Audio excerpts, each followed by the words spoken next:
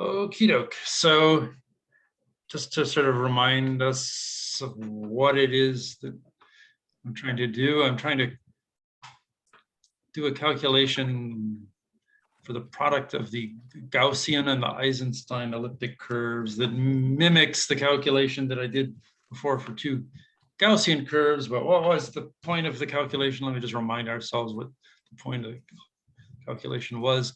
So there's this part of the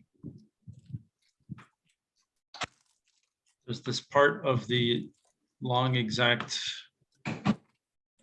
sheaf cohomology sequence called the exponential sequence or something like that. It goes like this.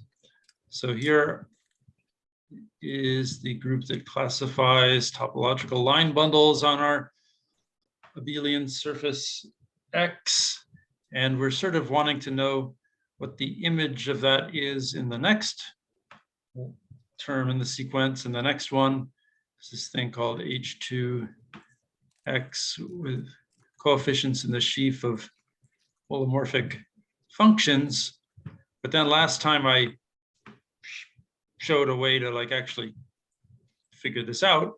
And so the first trick is to say that this second cohomology is the same thing as the 2-0 part of the Baez cohomology.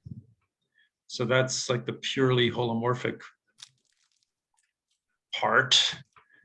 And then, so what we can do is we can map the cohomology with integer coefficients into the cohomology with complex coefficients in just a very, well, sort of bland way. And then we can project down to the purely holomorphic part. And so for the case that we did last time when X is the product of two Gaussian curves, well, this is for all abelian. All right, can I just catch up? I'm trying to catch up. Let me see if I understand everything you're saying here. So the arrow on top, pretty sure I recognize that. Did you say it's part of the right exponential sequence? Right, but did you wait a minute. Going from okay, okay. I was just trying to so it's not the connect, it's the thing after the connecting one. Is that right? Right, yeah. Okay. So we're interested in the image of this, among other things. So that's okay, and then the thing on the bottom is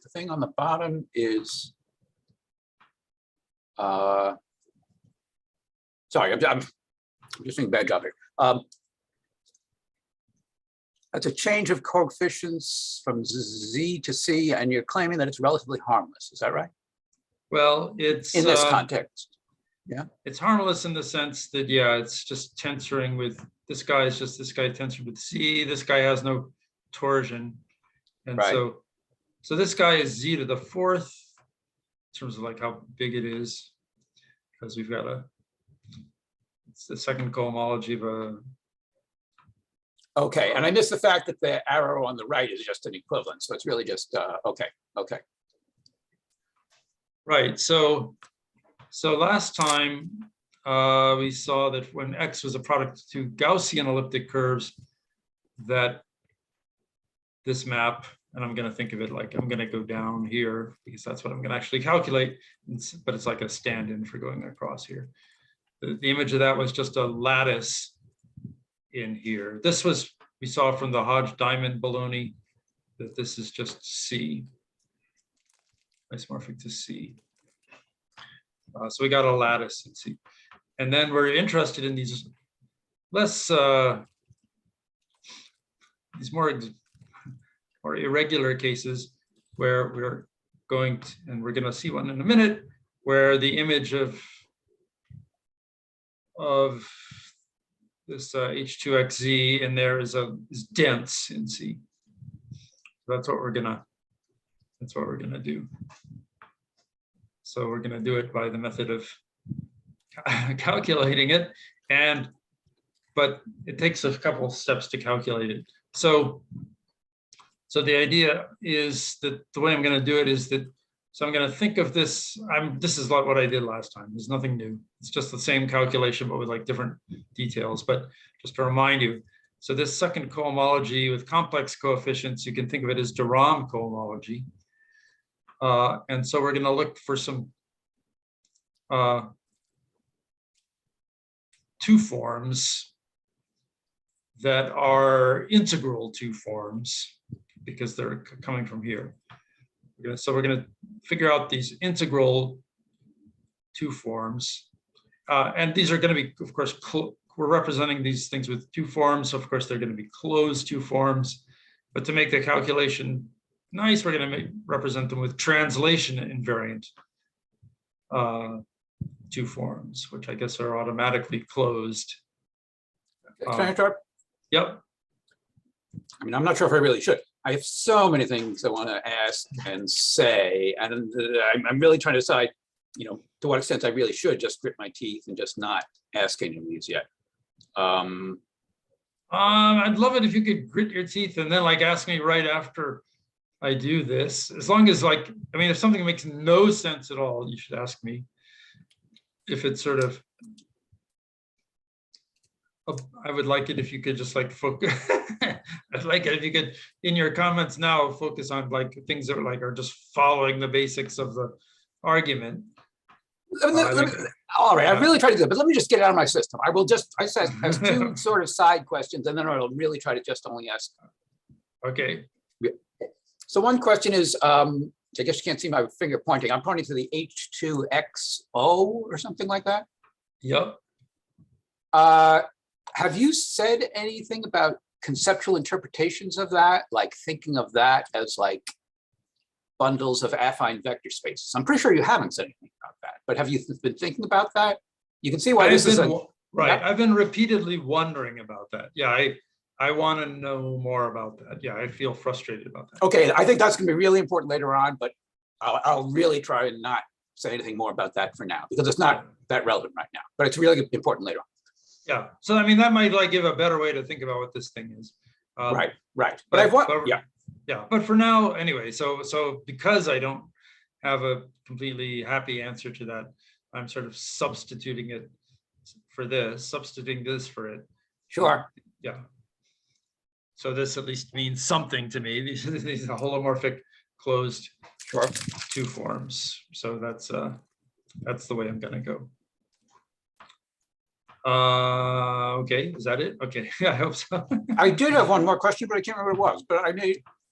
Okay, good. I'll try to keep it relevant. Go ahead. Okay, so yeah, so one thing to remember is that the way that these second cohomologies work is that they're like second exterior powers of first cohomologies for a torus, right?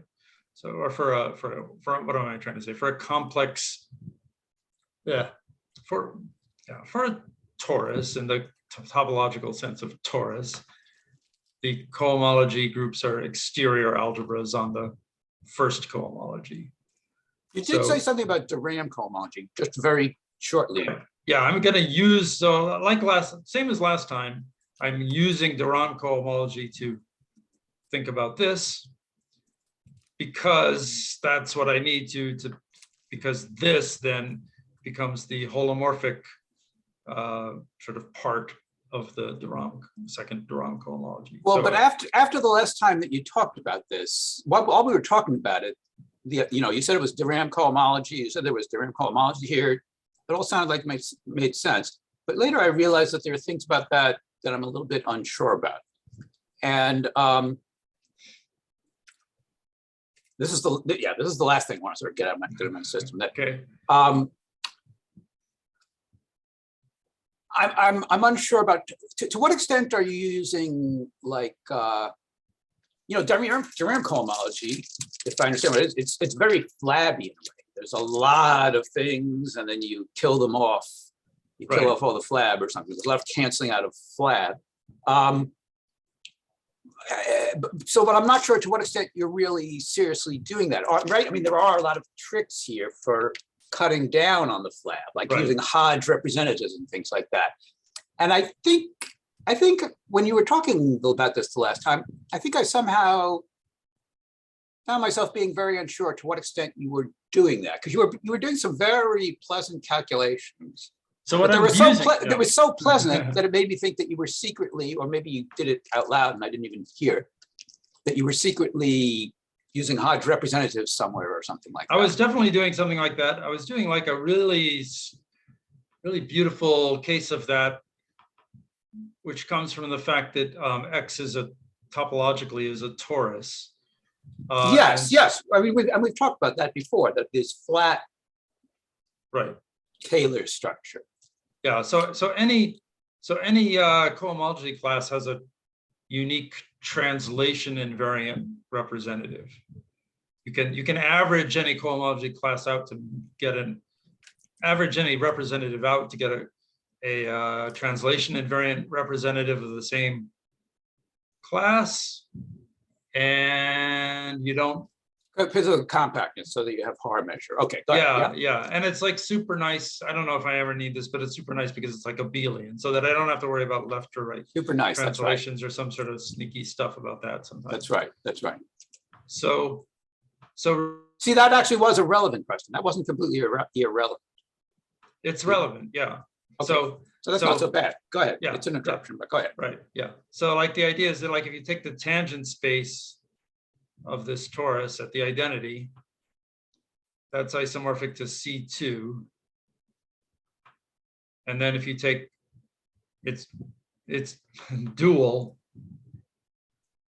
that's also isomorphic to C2.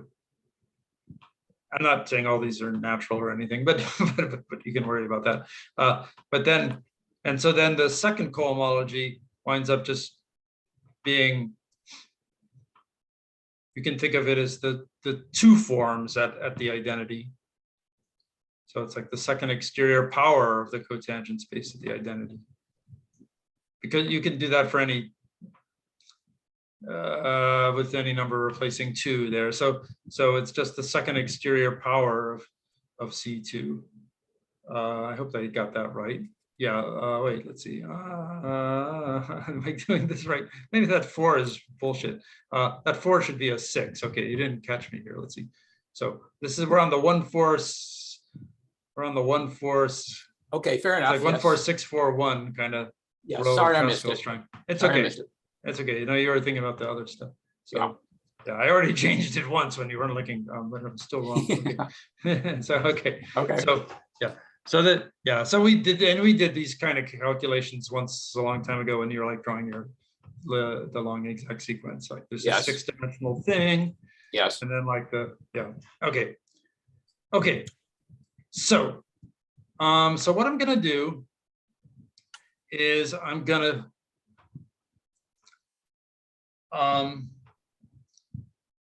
find some integral one forms, integral closed one forms. So that is the same kind of thing, but with one replacing 2. And then I'm going to wedge them together in different ways to get integral closed 2 forms. And I can get a basis of all the integral closed 2 forms. So for some of this stuff, it's better actually not to like focus right away on the specific Eisenstein case, but just to like think of, to put off dealing with the specific numbers until we actually need them. Yeah. So I'm thinking of sort of a general lattice in the complex plane that we can curl up to get a elliptic curve. And so I'm going to think of it like this. This is like the origin. This is going to be the point 1, but I'm going to think of it as the plane. So I'm going to use, so that's the origin. So that's like the real and imaginary part. This is 1, 0. And then this is just any other point up in the upper half plane in general. So I'm going to call that like A, B. And then the idea is I want to have, so going along this path here, which is actually a loop in the elliptic curve, that represents an integral cycle, And this one also represents an integral cycle. Yes. So those are cycles. So those would give homology classes. And what I want to find is the dual basis of cohomology classes. Yes. Yes. So what I'm looking for are, and now I'm sort of slipping over to de Rham cohomology. So I'm looking for some one forms, translation invariant one forms,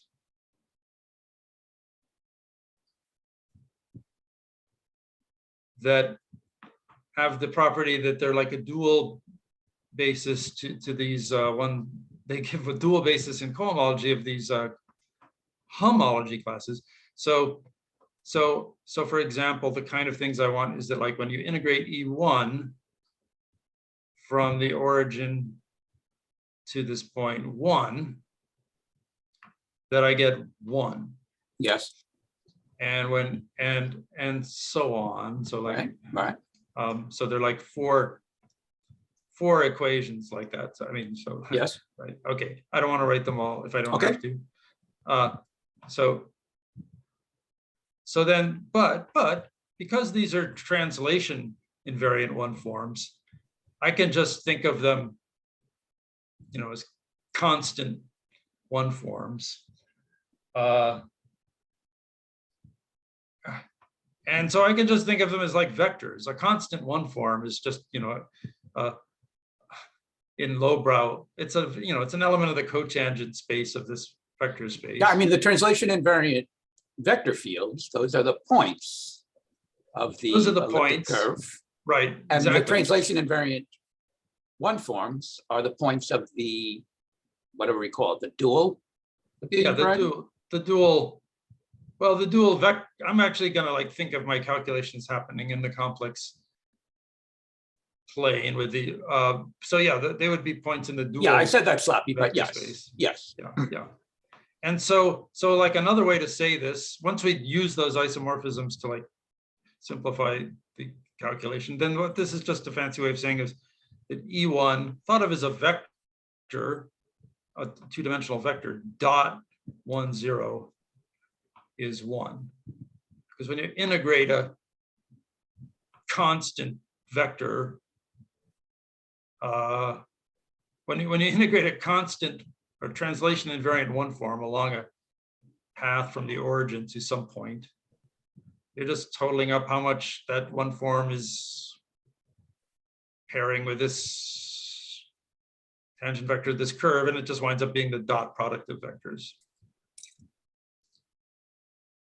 So if you buy that, then these calculations, you know, these integrals just really will boil down to just a dot products. Right. So I'm doing all sorts of stuff to simplify the calculation. I'm identifying the dual vector space with the original vector space using a dot product, for example. And so we get like E1 dotted with this other guy, A comma B. We want that to be 0 because we're shooting for a dual basis. And then we want E2 dotted with 1, 0 to be 0, and E2 dotted with AB to be 1. So these are those 4 equations that I didn't write down before, but written down in this simplified format. And so then we can start like figuring out what's going on here.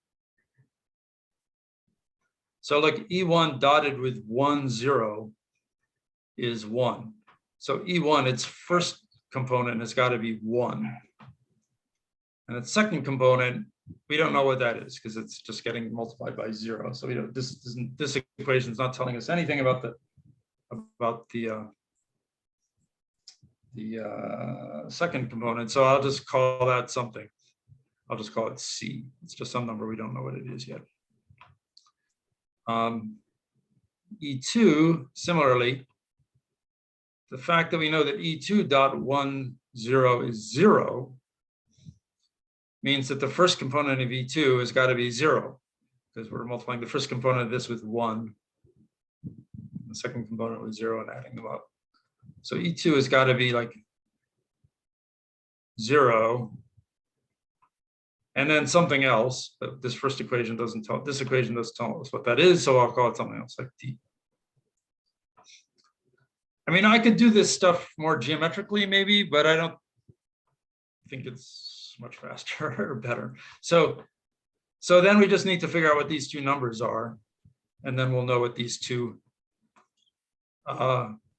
dual basis one forms are. And so luckily we've got two things we want to know, these numbers C and D, and we've got these two equations here that we haven't tapped yet, that we haven't used yet. And so one of them says 1 comma C dot AB is equal to 0. So 1 comma C dot AB is 0. And well, we can work with that one. Sorry, I'm running out of room. I hate how how these boards are finite sized. And the other one, I'll just write the other one. So E2 0D dot AB is 1. So these two equations here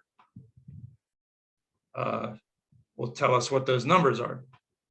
So what are these numbers? So this equation here says that 1 times A plus B times C is equal to 0. I want to know what C is. That's what I'm trying to figure out. So BC is minus A. So C is minus A over B. And then this other one here, 0 times A plus B times D is 1. So B times D is 1. So that says D, that's what we want to know, D is 1 over B. So I figured out those numbers, B, C, and D, and so I know what these guys are. And remember what the point of these guys are is that they're integral closed one forms that are a basis for the integral first cohomology. And they're, yeah. Relatively silly question. This algebraic manipulation that you just did, is that secretly, are you just taking the inverse in the semi-direct product of the multiplicative group acting on the additive group inside the 2x2 matrices? Is that what this is? A is sort of off diagonal. A is, let's see. Yeah, D is on diagonal. Let's see. Let's see. Where's A and B? So yeah, A is sort of off diagonal. B is sort of on diagonal. So B is sort of multiplicative. A is sort of additive. Yeah, that's why you did negative. Right. Yeah. Yeah. So I could think of this big thing as a matrix, this whole thing. And I can think of this as a matrix. And I guess probably what I'm doing is finding the inverse matrix. And that's probably amounts to what you said. Yeah, that you're doing that inside that tautological representation, or somewhat tautological representation, some representation of the semi-direct product. Okay. Yeah. Okay. So let's see if I can remember this well enough to put it on the next slide. So E1 is 1 negative AB. Maybe I'll just keep popping back and forth.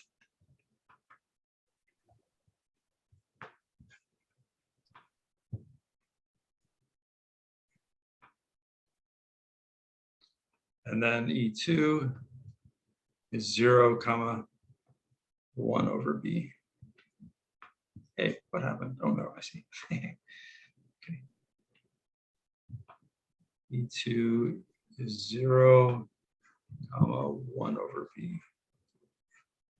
So those you could think of as like names of translation invariant one forms.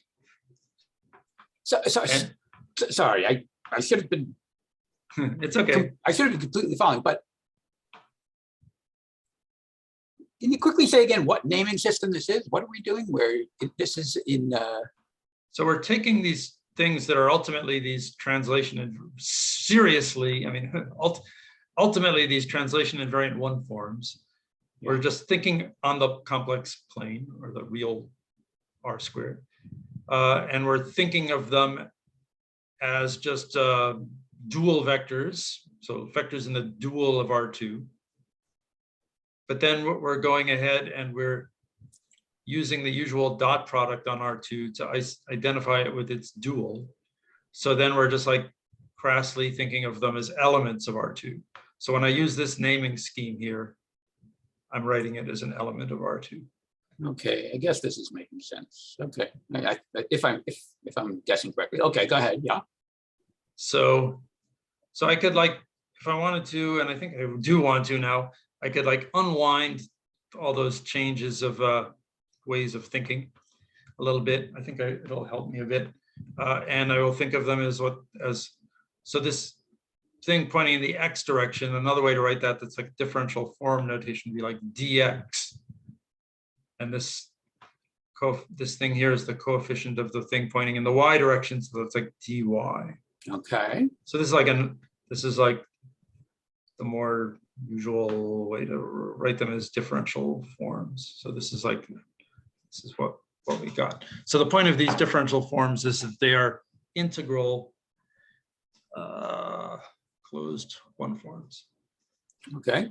And so this A and B is the interesting part, because that's the part that depends on which lattice we had. I mean that's gonna work really differently for the Gaussians than it did for the Eisensteins and the Gaussians. Right. So last time I did all this stuff, but just for the Gaussians. Yes. And the Gaussians is sort of simple. So for the Gaussians, A is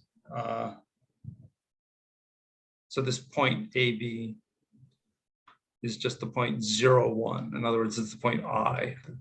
This point up here is just I. Yes. Here. Yes. Okay. And so that made a whole bunch of calculations simple. Like A was 0, so it was just like dx and dy in that case.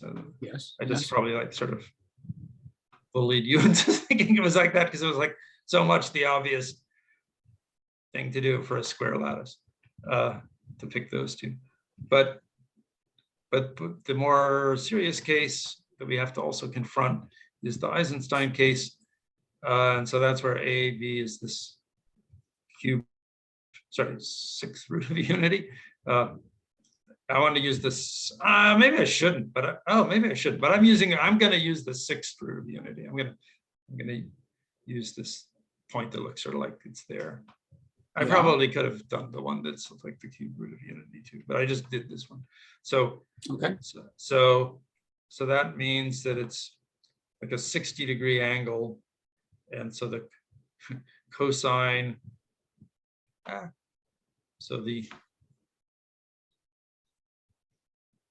so it's like you go across 1/2 and you go up square root of 3/2. Mm-hmm. So we get these mildly annoying differential forms. And like when the first time I started doing this, I just like got disgusted at this point. The second time I like pushed through it. So E1 is dx, A over B. I'm doing the Eisenstein case. A over B is this over this, so it's 1 over square root of 3.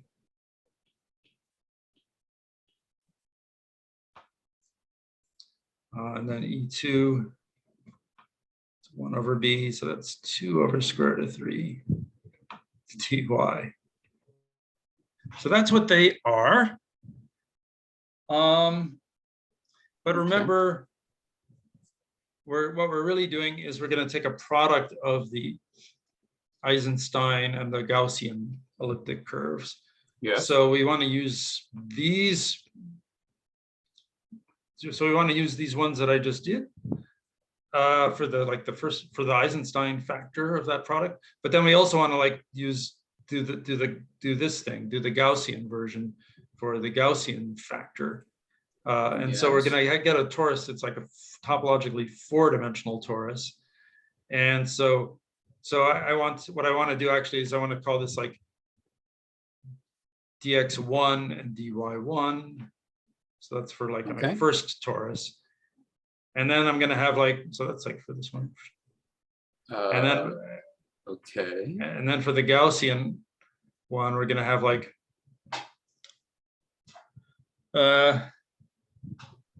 its own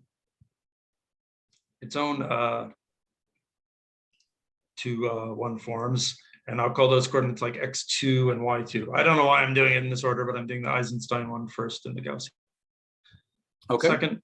And yeah, there's all sorts of things I'm doing that just like naming things that I just I don't want to argue is like the best convention. It's just what I did. So I'm going to call these next guys E3 and E4. Okay. So remember, when these, for this Gaussian case, this A is 0. So and B is 1. So the thing that's like this is just dx. So it's just dx2. And the thing that's like the dy part is just dy2. That's nice and square and sort of straight. Okay, so there we go. Now, what are we going to do? So these 4 guys, these are like a basis of the first cohomology of our abelian surface, theorem cohomology. What we're going to do is we can wedge these guys. Sorry, say that again. Wait a minute. Say it again. What's the basis of what? These 4 guys, E1, E2, E3, and E4. Yeah.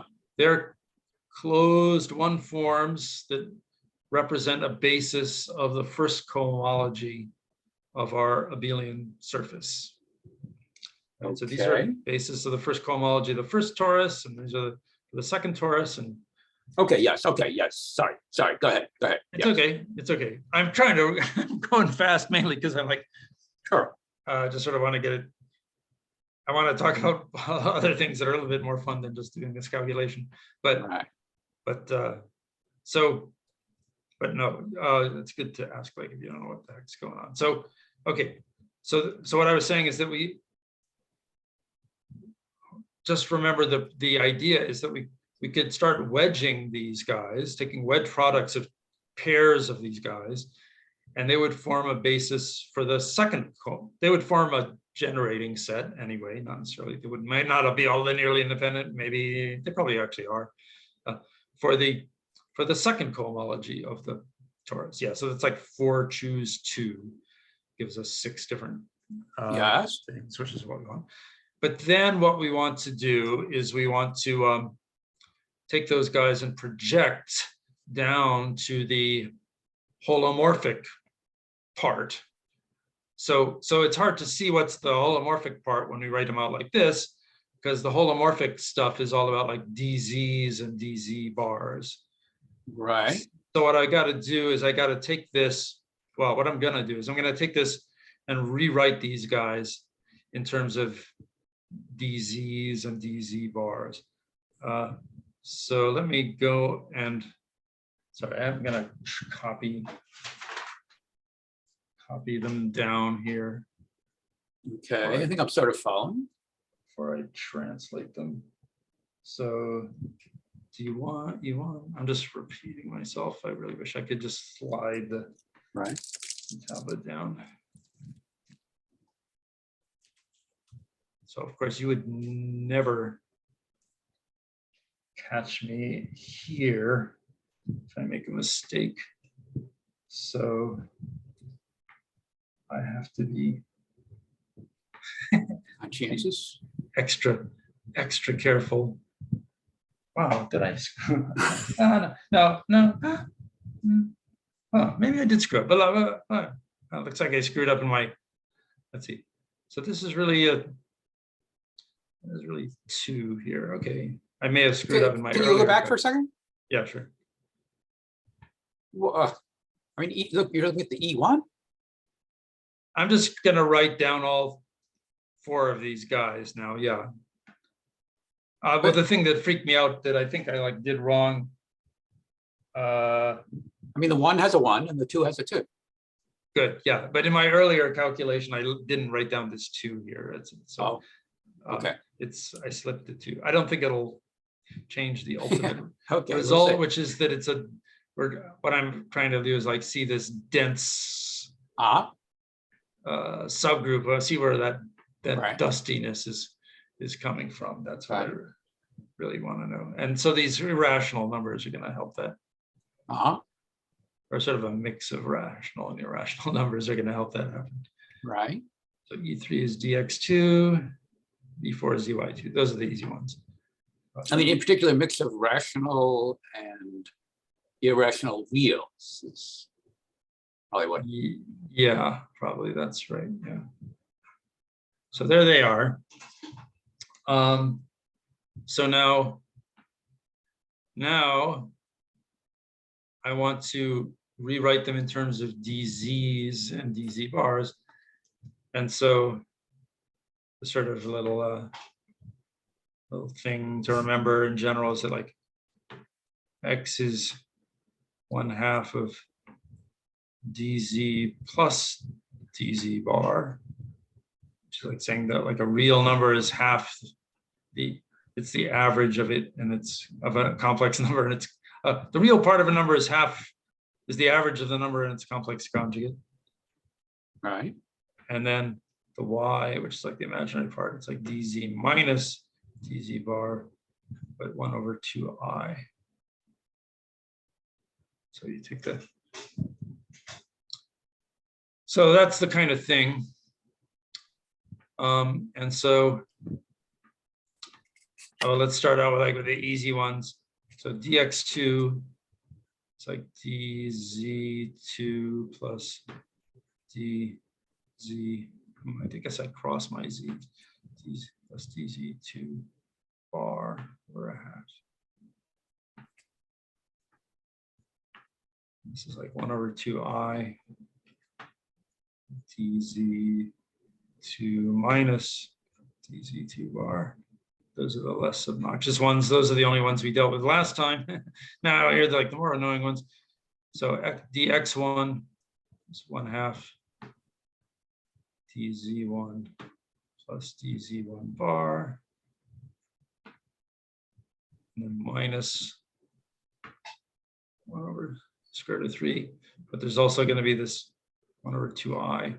So it's like 1/2i square root of 3.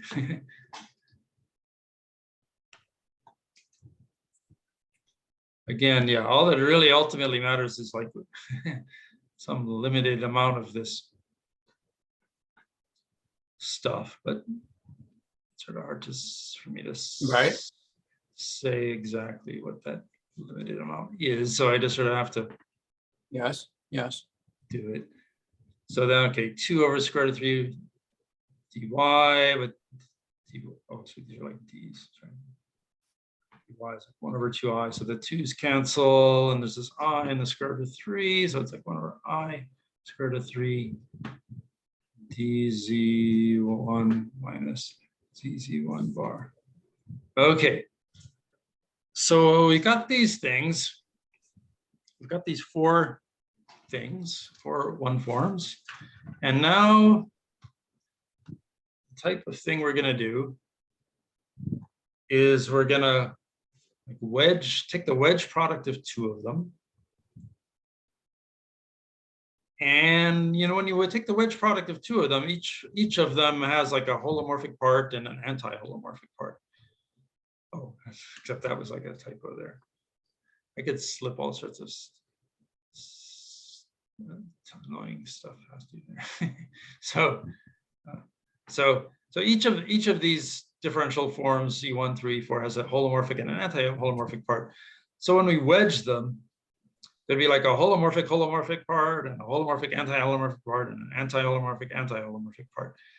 And so like there's a bunch of junk, but what we're gonna do then is we're gonna project down to the holomorphic part, because that was our strategy from the beginning, is that we take the second de Rham cohomology and then project down to this Okay, that sounds, I think, I'm following. Yeah, that sort of means that I'm saying that because it lets us not do quite as much of a grungy calculation, slightly less grungy, but we just like only need to keep the holomorphic part. And then you'll also notice that when we do that, for example, if I wedge this and this, and I only keep the holomorphic part, well, that would be like dz2 wedge dz2. But anything wedge, any one form wedge itself is 0, so we get nothing out of that. And similarly here, if I wedge, that's just like saying that there's like no holomorphic part of the second cohomology of a curve, of an elliptic curve. The only thing is this top dimensional cohomology, which is always going to be like holomorphic, anti-holomorphic. Right. So we don't get anything from E3 and E4, and similarly we don't get anything from E1 and E2 because we'd be like wedging DZ1 and DZ1, and that goes away. So the only ones that matter are like when we mix and match, so to speak. So I get one from the first elliptic curve and one from the second elliptic curve. So it's like we get 4 choices. And the main thing the most important thing is that all 4 of those choices that we get are going to be like, they're all linearly independent from each other over the integers. So we're going to get like 4 linearly independent over the integers elements of this one complex dimensional vector space. So it's like there are going to be too many of them to form a lattice.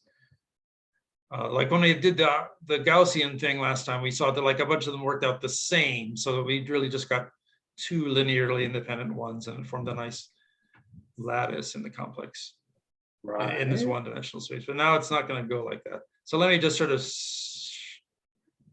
show a little bit of that, I guess, or maybe all of it. I don't know. So if I like do E1 and E3,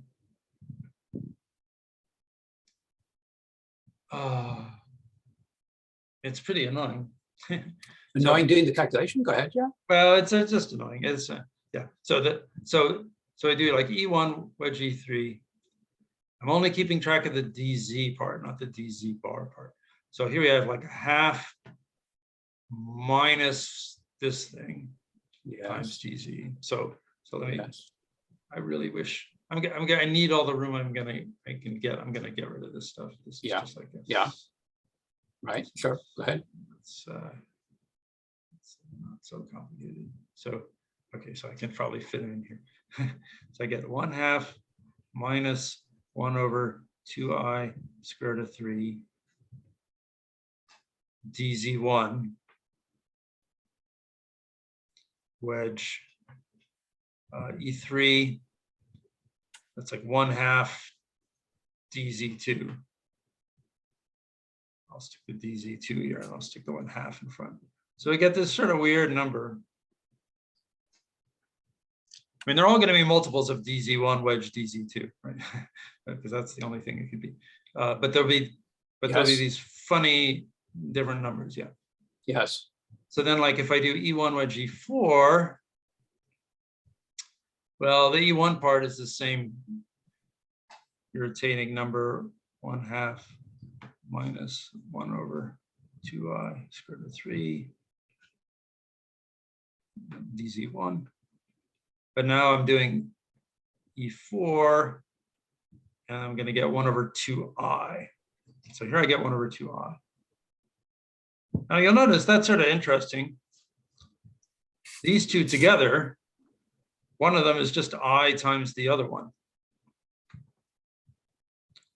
So in other words, if we just had these two, Sorry, is one of them just I times the other one? well, it's like I divided, this one divided by okay. I is that one. So this one is I times that one, yeah. Okay, yeah, okay. Yeah. I guess I'm following. Okay. So together they like form, they would span a, like a shrunken or whatever, somehow twisted around, shrunken, expanded version of the, probably shrunken version of the Gaussian lattice. They're like Right. by themselves.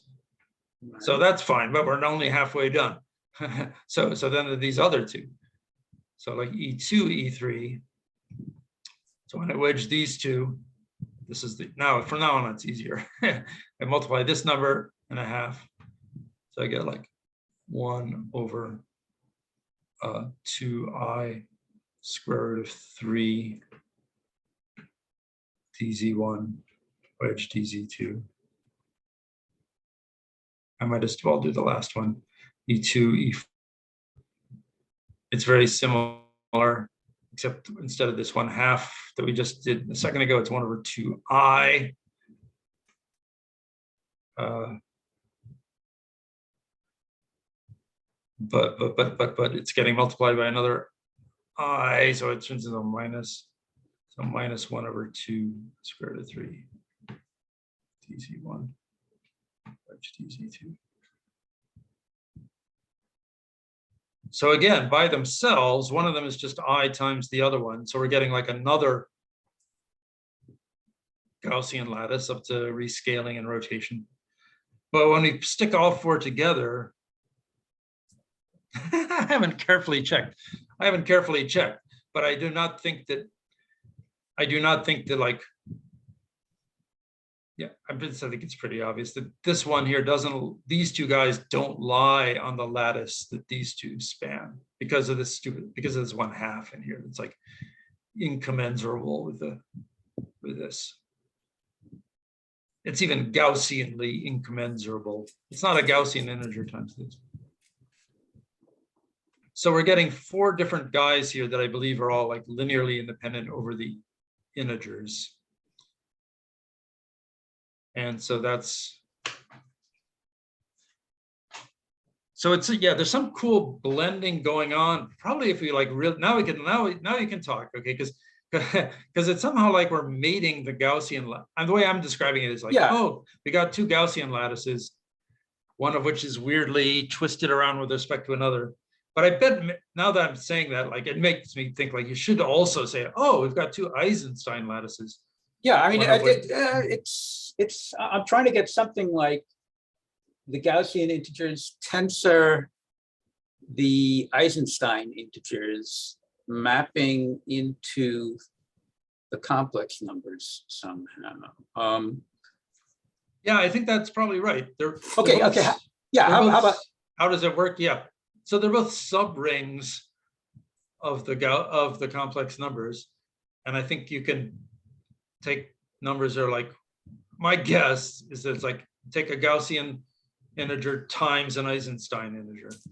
Yeah, something like that. Set of all things like that, and that's probably, I'm hoping that that's like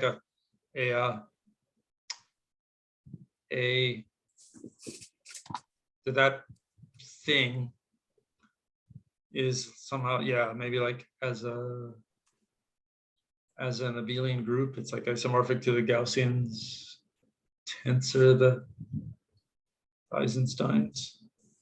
What am I trying to say? Gaussian.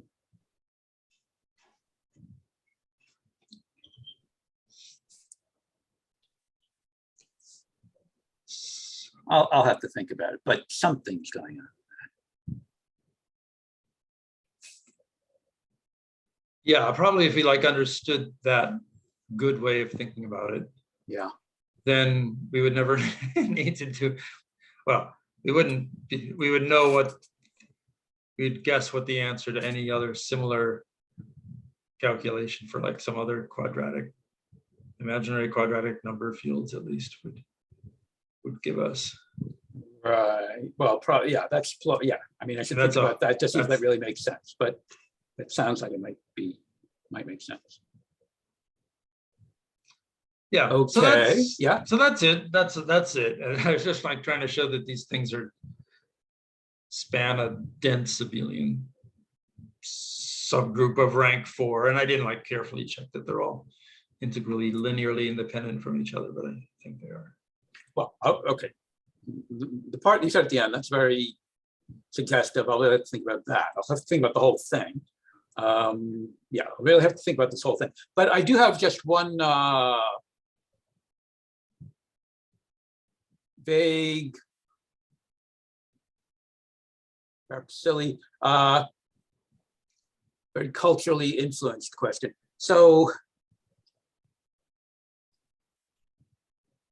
I thought I heard you say at some point, you know, maybe in writing or in talking somewhere, you know, here or elsewhere, that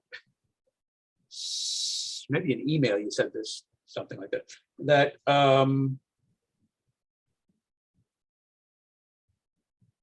maybe you suggested that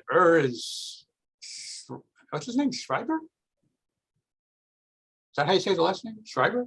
Yeah. Is that he was saying something about gerbes and intermediate Jacobians or something like that.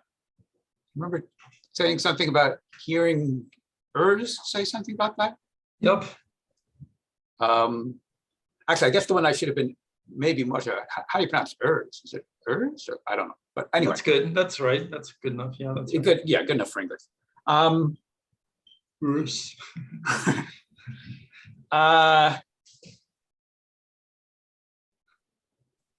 Yeah, so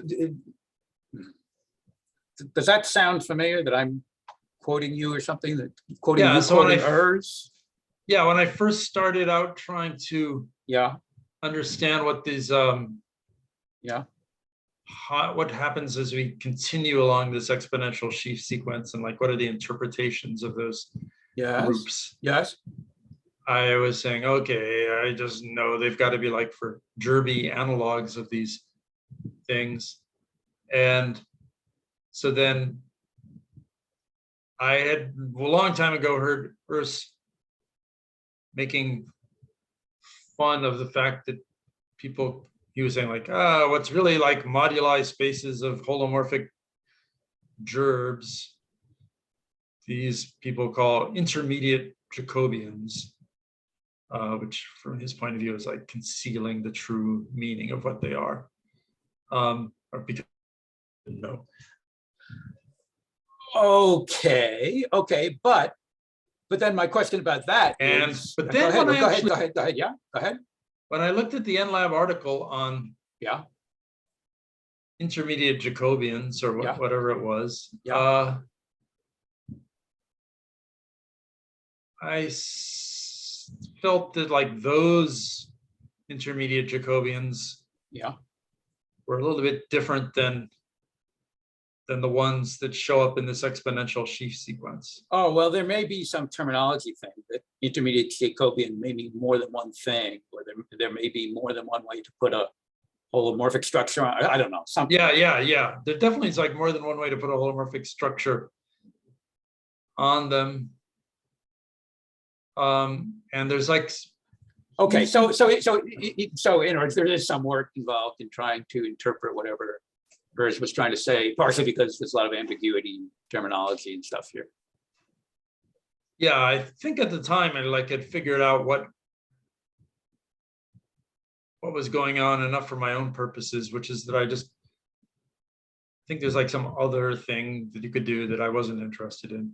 But I knew that what I wanted was the stuff that shows up in the long exact exponential sheaf sequence. And I do feel like I sort of understand what that stuff, the interpretation of that stuff is.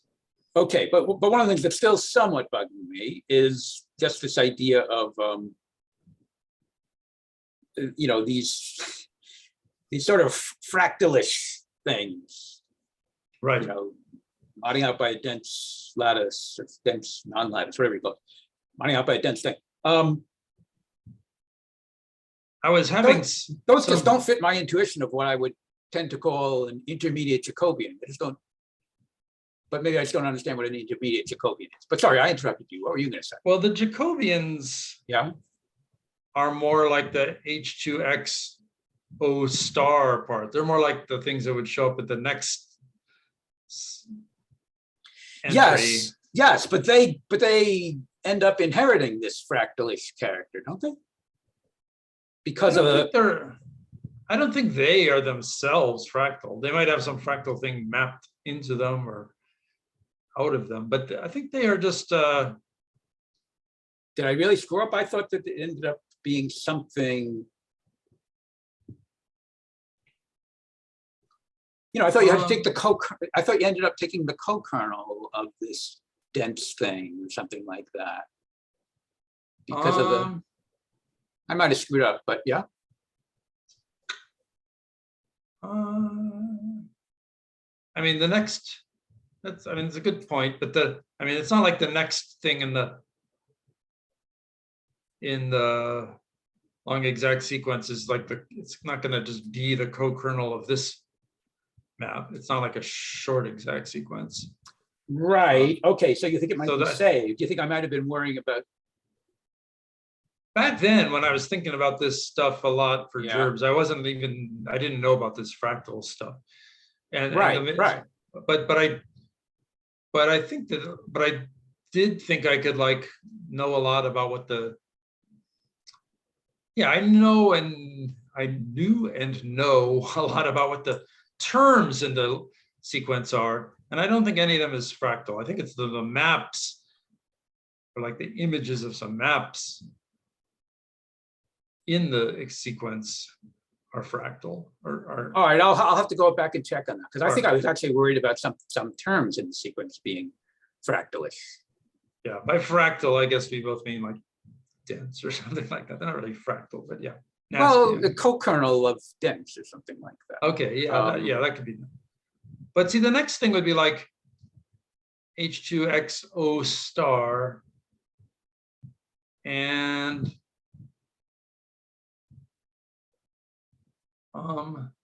why do I feel that I know? Yeah, why do I think I know what that is like? Well, I should. It could be I was making some silly mistake. I always thought that was going to end up being very peculiar because of the fractal thing going on. Yeah, okay, I should figure out more about what happens there. Now that I know exactly what's going on here, I can figure out like for example, in this example, I could just do this next thing, try to try to understand it. So we know that the kernel of this map is going to be this dense subgroup. So yeah, you're right, it is weird. Yeah, okay. I don't know. I for some reason I thought I'll have to go back and check. I'll have to go back and check my notes and see if I really did. Yeah, those intermediate Jacobian guys, those intermediate Jacobian, the people who talk about that, they made it sound like this thing was some kind of variety, or like its connected components were varieties, just like in the H1, just like the Jacobian. You gave me the vague, or somebody gave me the vague feeling that those things that you're talking about were sort of like taking the exterior powers of the abelian variety itself in some vague sense, if it makes sense to take the exterior power of an abelian variety. That's an interesting thought. I can see why you'd say that, because that's exactly like what's going on over in this column. I mean, it's just a wild guess, at this point, but okay, well, anyway, but now I'm in the position to just try to mess around with that and see what's going on with that. Yeah. Okay. So in email, or whenever hopefully an email, but whenever I have a bunch of other comments about this stuff, which mostly have to do with trying to reconcile the ways of thinking and calculating that you're doing here with some other ways of thinking and calculating that I've been trying. Right. Good. Yeah. So one thing, of course, is there's this Rosati involution approach to Yes. thinking about the Nerone Severi group, which is not exactly any one of these groups, but it's the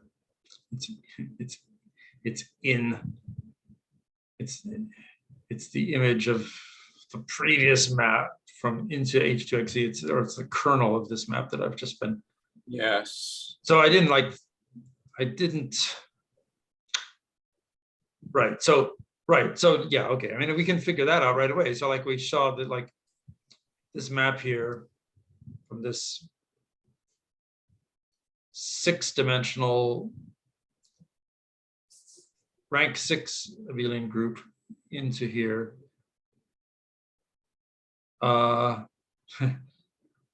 We saw that rank 4 part of it is actually getting embedded into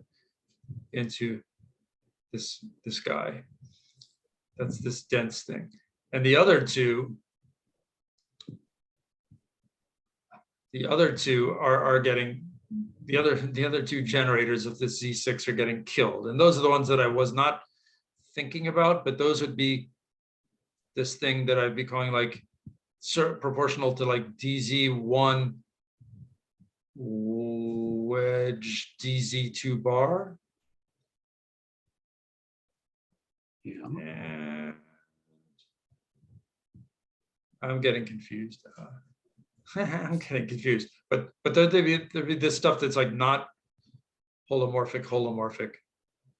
Yeah. I'm getting confused about how many those are. I'm getting very confused. I won't even say.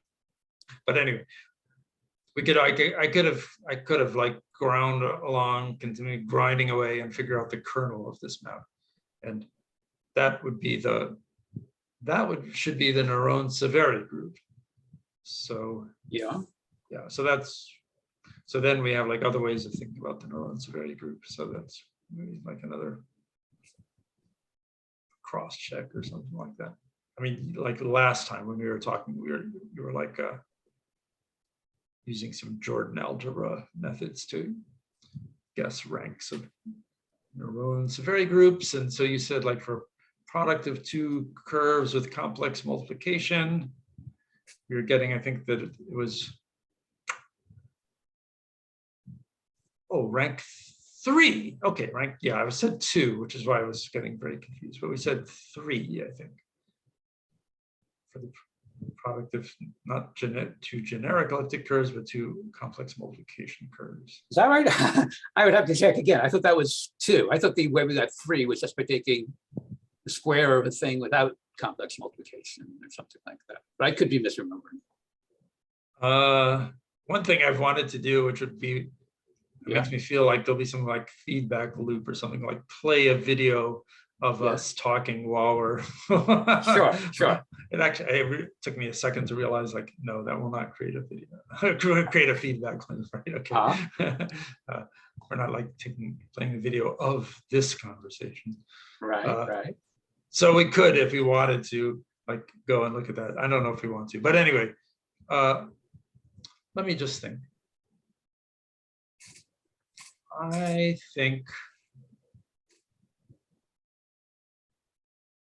rank 2, I guess. Yeah, rank 2. Rank 2 was the one where there were like several different cases that always, you drew that chart and you said like, oh, I've got to leave this entry big and open because they're like different cases that are going to give rank 2. Yes.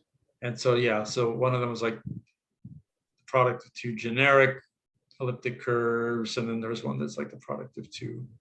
I think they were all just products of two things, and it kind of didn't matter what they were products of, as long as they were different things, products of different things. Right. For the, so they're like different, or at least the Nerone Severi rank didn't.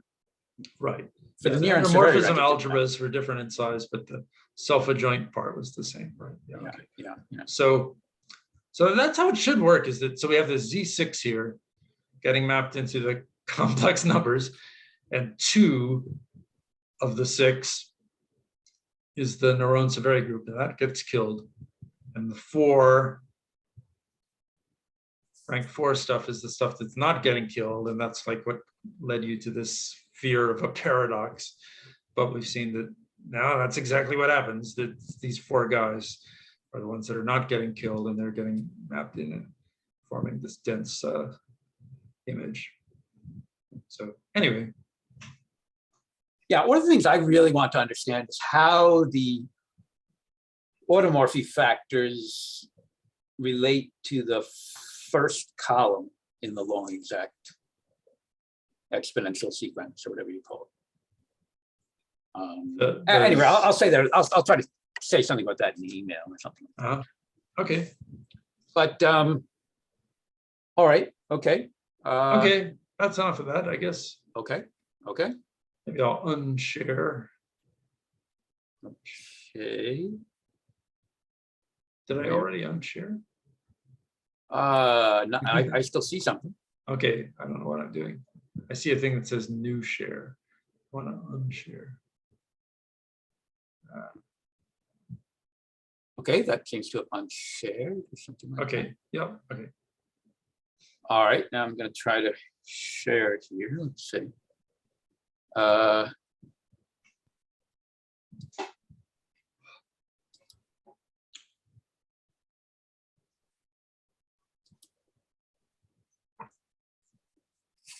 Is that my screen is visible now? Yep. All right. Let's see.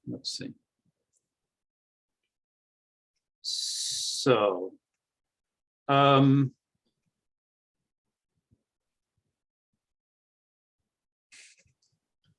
right, so what I'm going to attempt here, and as usual, I'm not quite as well prepared as I should be, but what I'm going to attempt here is yet another attempt at trying to explain my understanding of the Jugendtraum and related ideas.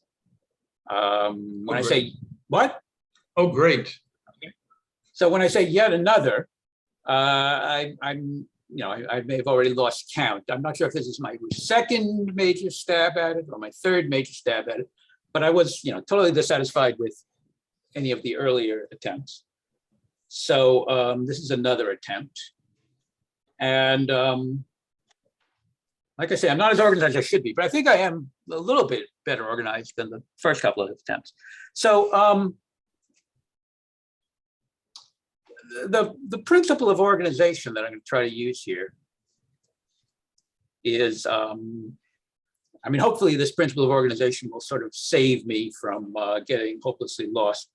I want to try to organize the presentation in terms of levels of understanding. So I'm going to try it out, try to start with some very primitive levels of understanding. Maybe this is where you're supposed to try to explain everything, but this is the way I'm trying to explain this in particular. Start out with some very primitive levels of understanding and then advance to some more advanced levels of understanding, and presumably there are levels of understanding, that I haven't gotten to yet, and there may be levels of understanding that nobody has gotten to yet. But that still, in some sense, have to do with the Jugendtraum or the ideas arising out of the Jugendtraum. And hopefully this is going to tie in with all sorts of other ambitious ideas like motives and the Langlands program, something like that. But so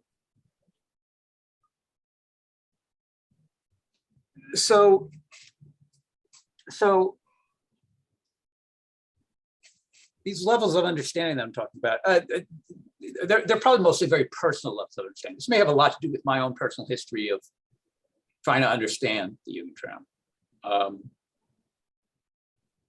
I don't know how that compares to, actual levels of theorems or anything like that, or the way a person in general should understand things. But there's a possibility this is contaminated by my own personal viewpoint to a great extent. So I don't know if these levels are going to form like a totally ordered set or something trickier. like a partially ordered set or a category or something like that. But okay, I'll start with what I think of as my most primitive level of understanding. Maybe if I thought about it, there'd be even more primitive levels of understanding. So my most primitive level of understanding has to do with the idea of well, let me think about this for a second. Well, okay. Well, let's see. Don't get too primitive here. Actually, I think I do want to get primitive for a second. So Okay. I'm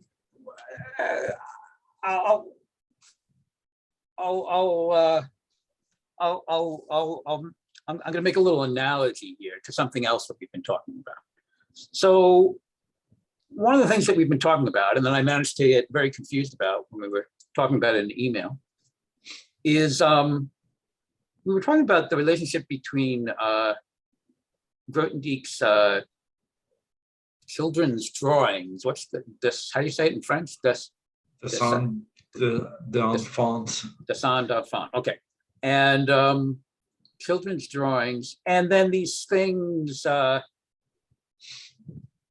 I'm not sure what we call them. I mean, there's this cartographic group, and then you have actions of cartographic groups, and cartography suggests maps. What do you call these things? Do you call them maps or something? Do you call them cartographic maps or something? These pictures. This guy Graham Jones seems to call them maps. He calls them maps. Gareth Jones, I believe. Sorry, Gareth Jones. Sorry. So something is okay. Maps. Okay, we'll call them maps. So there's some kind of maps, and there's some kind of children's drawings, and some children probably draw maps and things like that. So I mean, there's a relation. There's probably some relationship between children's drawings and maps. And it might be true that at some sophisticated level, you can understand some relationship between children's drawings and maps in the cartographic sense.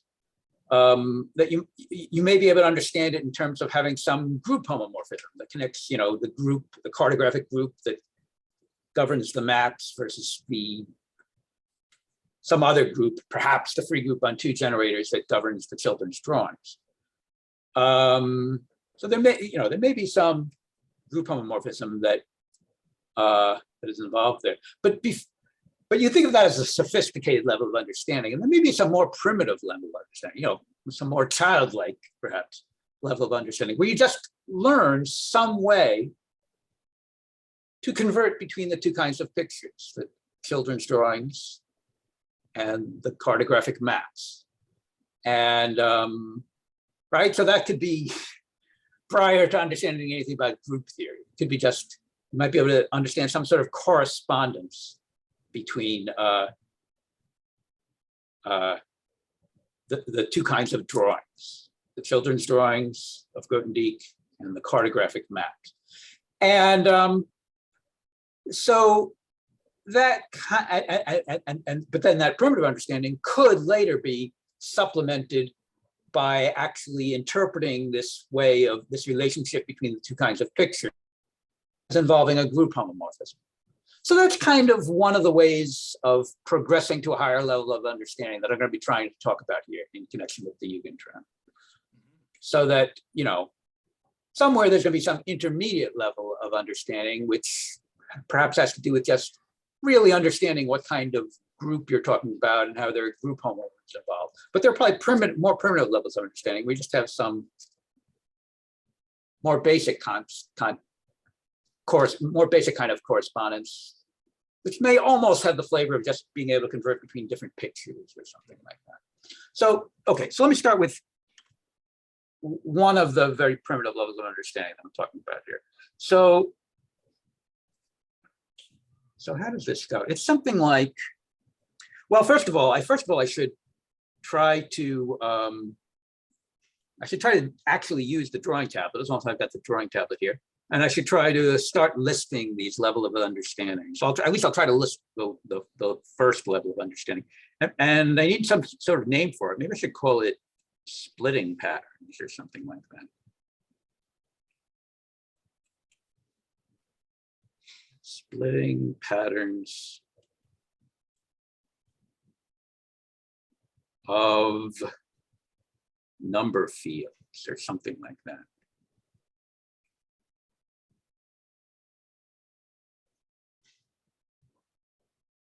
Maybe I should say splitting patterns of abelian number fields.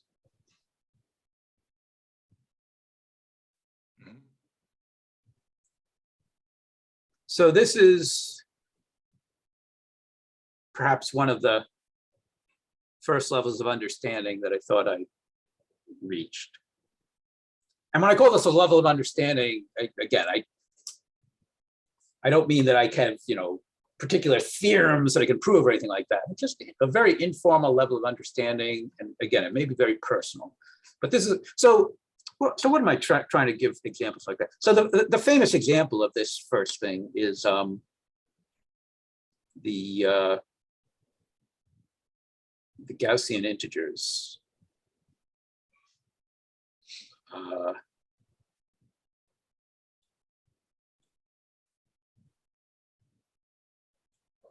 And so the Gaussian integers, there's this so-called splitting pattern associated with the Gaussian integers. And that pattern is that, how do we say it? You can say something like a prime P splits over the Gaussian integers. I guess I'll call the Gaussian integers I'll call it G with an underline. Just I'll have a convenient abbreviation for it. And that's precisely in case, well, perhaps I shouldn't have emphasized precisely. There might be like little exceptions or something like that. But roughly speaking, the prime P splits over the Gaussian integers if and only if, well, approximately if and only if. So what is it? It's like P is congruent to 1 mod 4. Did I say it right? Uh-huh.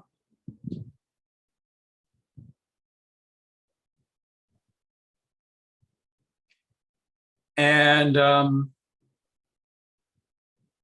now you could, it's also tempting to think about ways to rephrase this. Like maybe it's really rephrased in the backwards from that. Something like the Gaussian integers splits over the prime P in case P is congruent to 1 mod 4. And that kind of reversal, that may already hint at something that maybe suggests some kind of reciprocity or something like that. The idea that it's, there's this backwards thing. I'm not even sure that's the right idea, but I just want to bring up this word reciprocity here. This concept of splitting patterns about what primes split over what number fields, or perhaps what number fields split over what primes. That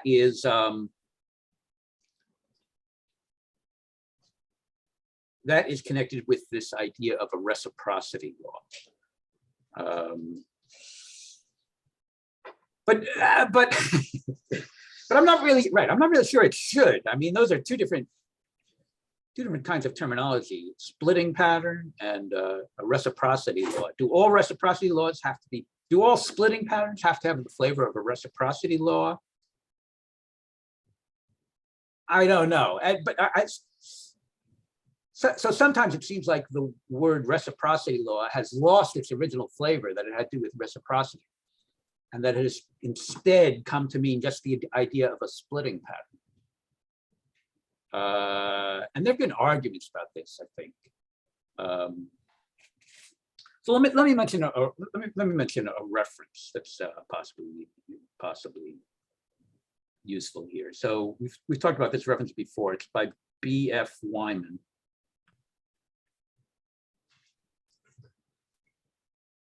And not sure I can remember the name of the reference, but it's like some article in the American Mathematical Monthly. Does there exist such a publication? It might be in that publication, might be in some other publication.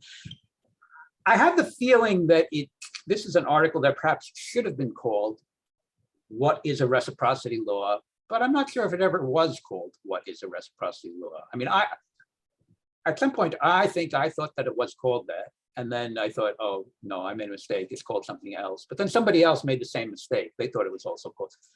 I mean, it was such a good article. It's such a well-written article. It did such a good job of attempting to answer the question, what is reciprocity law? That it was tempting to think that that should have been the name of the article. But I can't remember the actual name of the article. Yeah? Yeah, I think you showed it to me once a long time ago. Yeah, yeah.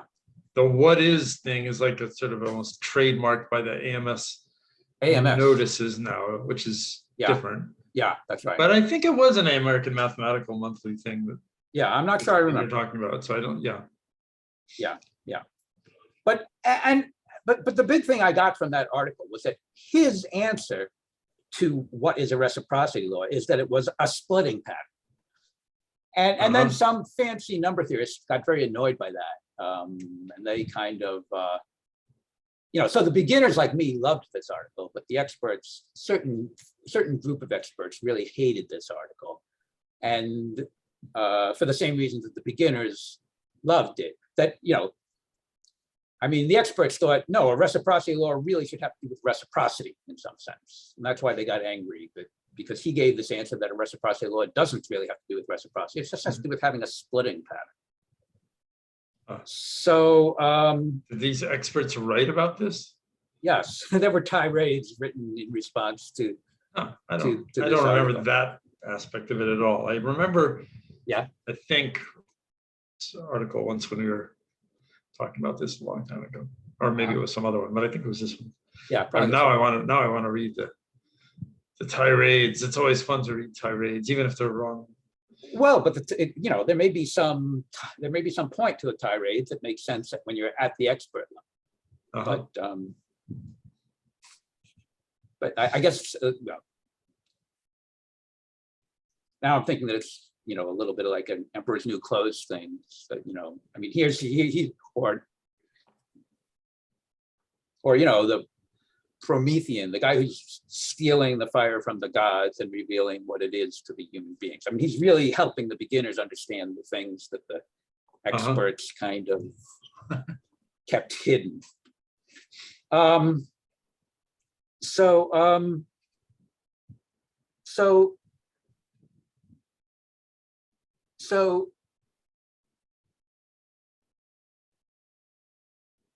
Well, I mean, so far we just mentioned one example, the Gaussian integers, but the point is that there's a correspondence between splitting patterns and number fields.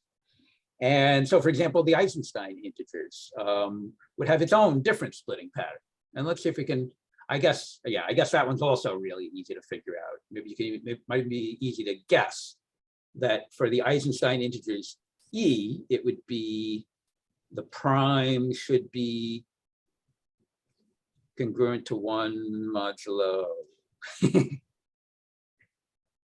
6. Is that right? I'll have to stop. I'm not sure I'm saying that right. Yeah.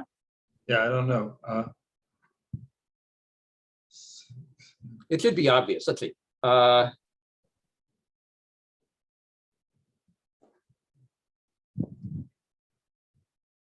Is that the same as saying congruent to 1 mod 3? What am I trying to say? No, it's not quite right. What am I trying to say?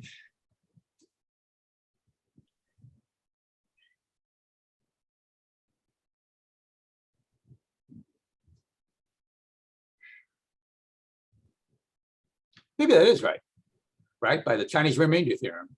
I mean, if you want to say that it's 1 mod 6, and if it's an odd prime, I mean, we can ignore the even primes. They're not very important.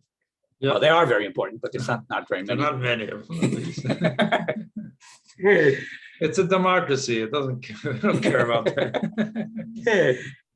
They can say whatever they want. So saying that something is 1 mod 6 is probably a Yeah, lot okay. like saying that it's 1 mod 3, if you're not worried about the special case where the prime is even.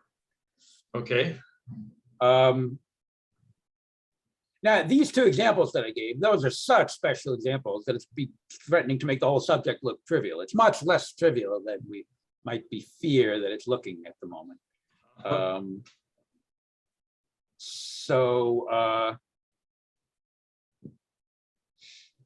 But there's this idea, right? There's this idea of a correspondence between different abelian number fields and different splitting patterns.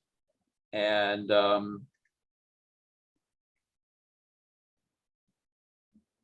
so that, like I said, that was one of my very first levels of understanding, and the idea that reciprocity law tries to somehow predict very concretely what splitting pattern will correspond to what number field. So, for example, right, there's this whole family of quadratic number fields. Like, I mean, the Gaussian numbers, that's about the square root of -1. Eisenstein integers is about the square root of -3. You can have the square root of -7, the square root of +7. There are all these different quadratic number fields. And you can wonder about what is the splitting pattern for each one of them. And so a reciprocity law would kind of predict what this pattern is for all of the quadratic number fields. And that's probably what quadratic reciprocity does, roughly speaking. I mean, for that to fit in what we're saying here, those have to be abelian number fields. Those quadratic number fields, those are abelian number fields. I haven't even said yet what an abelian number field is, but let's not worry about that. Well, let's not worry about it too much, except maybe we'll worry about it a little bit almost right now. So what am I trying to say here?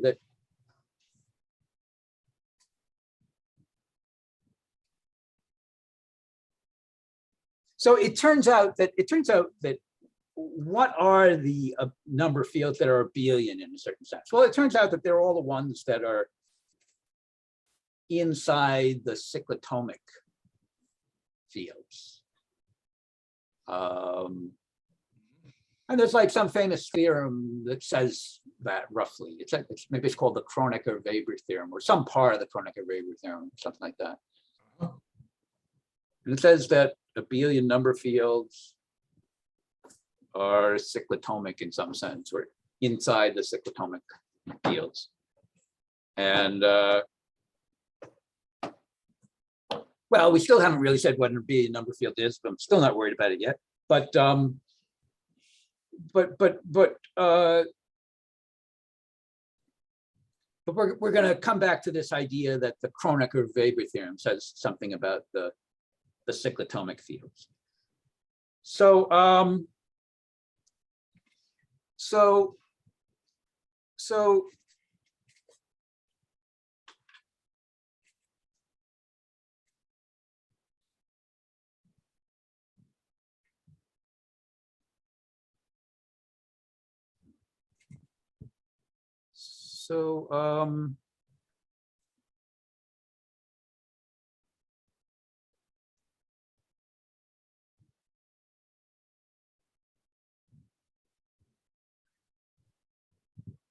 well, so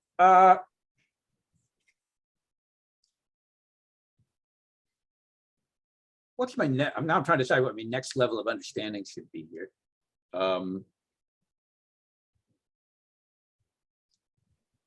Perhaps I should say something like that the splitting patterns and the roughly equivalently the abelian number fields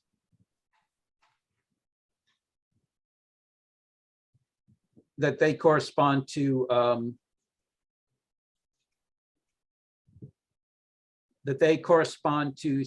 subgroups of some Galois group.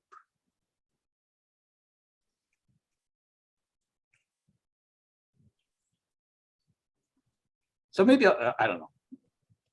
Maybe I'll try to label this as level 1 here. We'll just say level 1. And this next level is level 2.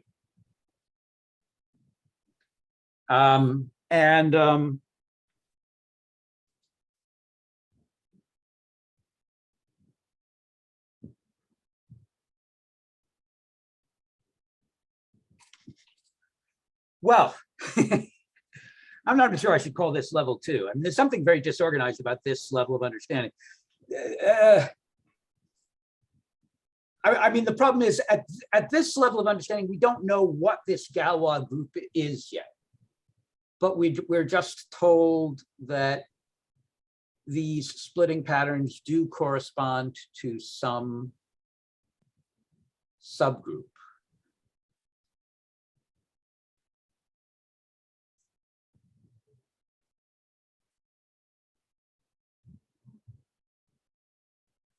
I mean, you could almost say, what am I trying to say? That like,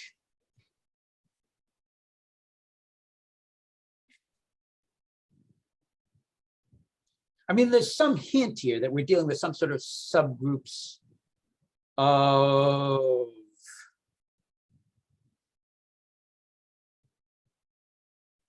like the multiplicative group of a finite field.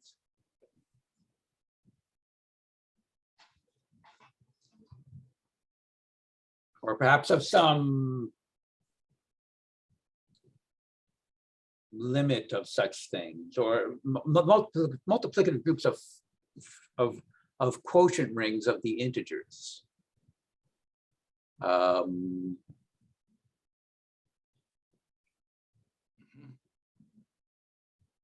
that's supposed to be a Galois group? Is that what your point was, or is it? Well, Or what is... I'm trying to say that if you stare at these splitting patterns, you can see that they're related in some way to subgroups of the multiplicative group of Z mod n. So the multiplicative group of Z mod n, it's like there's some buzzword attached to it. I can't quite think of it, but it's like, right, you take if you have Z mod n and you take all the numbers less than n, but relatively prime to it, all the integers less than, positive integers, whatever, less than n, but relatively prime to it, that's like the multiplicative group of Z mod n.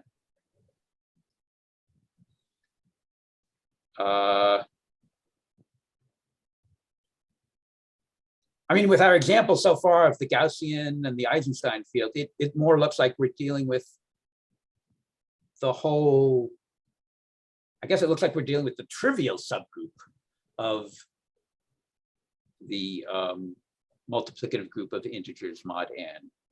But more generally, we'll see things much more general than that. But so, okay, so we're going to try to get these splitting patterns and these abelian number fields. We're going to try to get them to correspond to subgroups of a group. We're going to try to have a Galois correspondence. So a Galois correspondence is going to say something like that, right? It's one of the basic original kinds of Galois correspondence is a correspondence between subgroups and subfields. And it should be a contravariant correspondence. The big subfields correspond to the small subgroups. And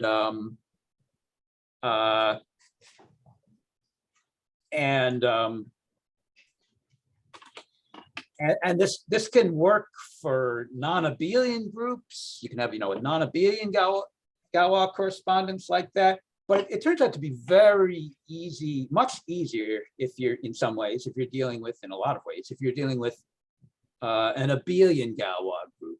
And then you get a very simple correspondence between subgroups of this abelian group and subfields of some field that corresponds to. So in fact, right, I guess one of the things that we're trying to say is, so let me do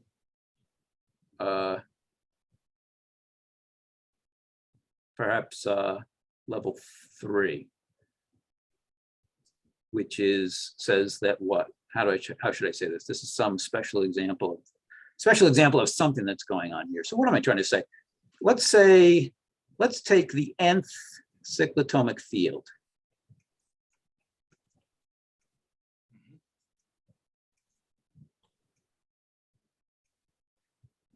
I'm not sure what the convention is for what people mean by the nth cyclotomic field, but what I will mean by it is something like, I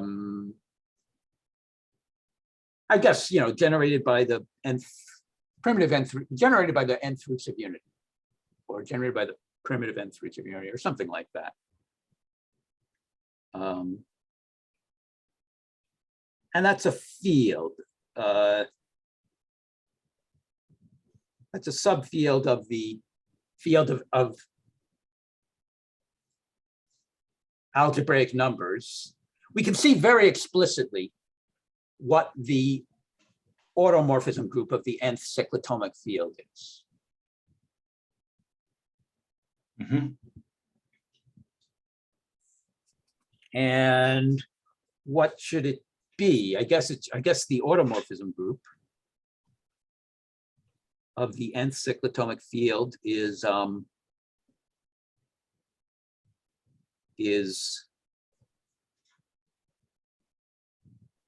the multiplicative group.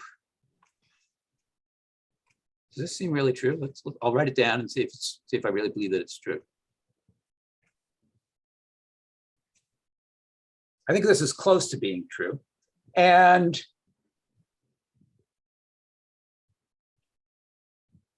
right, so the way that you're supposed to see that this is true is that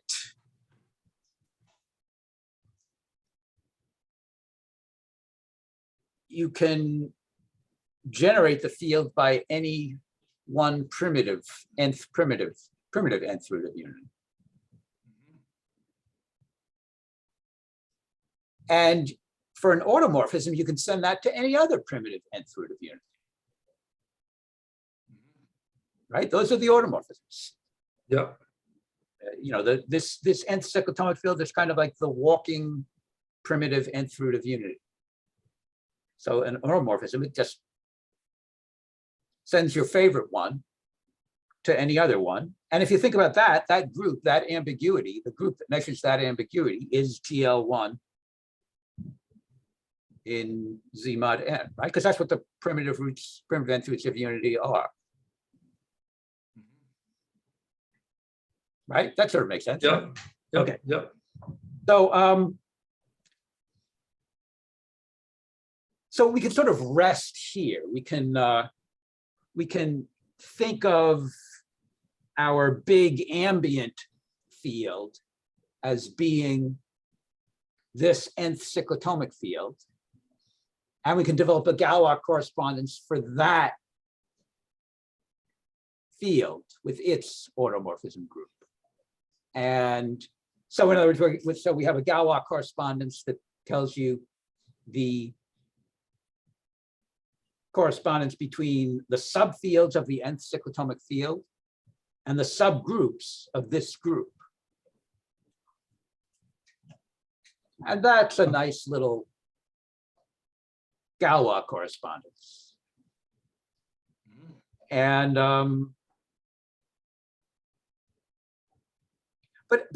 so we've got an explicit, in this case, we've got an explicit group. In this case, we have an explicit group. And so here we have the Galois correspondence between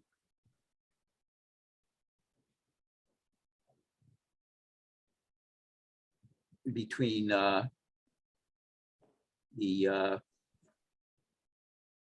subfields over here and the subgroups over here. And the Galois correspondence kind of matches them up with each other. Small subfields go to the big subgroups, vice versa. Contravariant.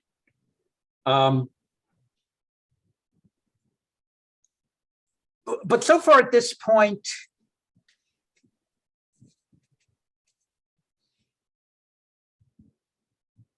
it's not clear that we're making use of the group structure really yet. It's like all we're doing, so far it looks like all we're doing with this group is we're just taking the subgroup lattice and we're using that to match it up to the subfields. So somehow at this level of understanding, we haven't advanced to the point of really using the group yet. We're just using the subgroup lattice. Maybe I should emphasize that idea here, that, you know, that we have this subgroup lattice.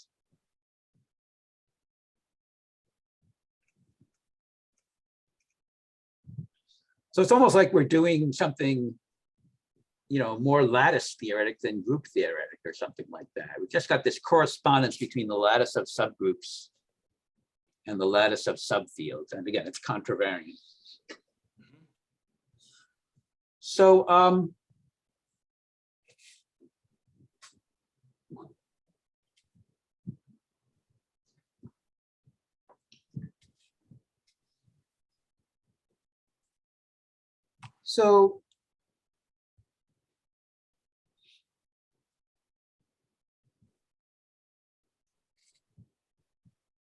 well, so let me just refer to a question that you raised in, I guess, in email in connection with some of my previous very unsatisfactory attempts to start explaining the Jugendtraum. And you were kind of asking,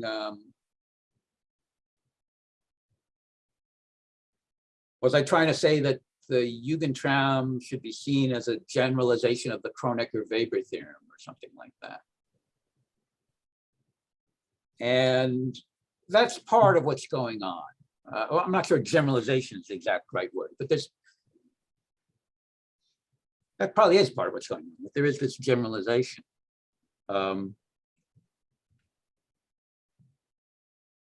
Sorry, having trouble with the things here. Give me a second.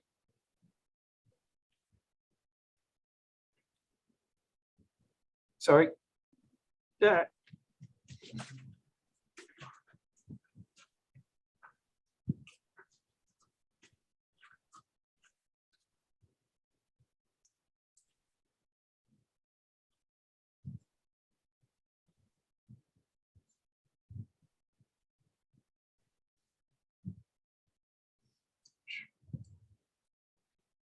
It doesn't want to let you do that. I don't know what I'm screwing up here. I'm really screwing up. When you hit an undo button, a backup, yeah, not like not redo, dedo.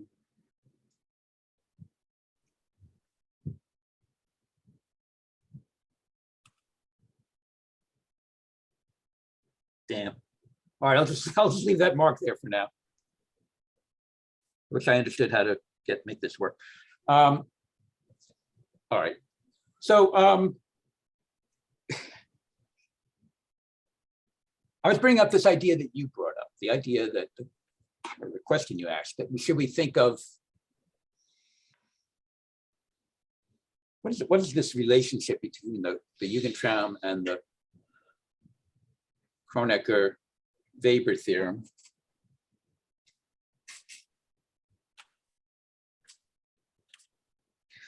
See that, okay, there's a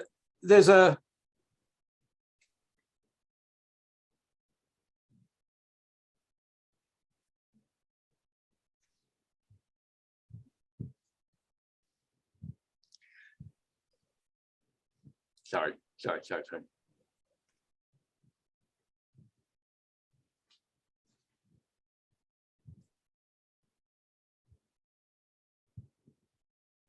Well, so, okay. Wait a minute. Okay.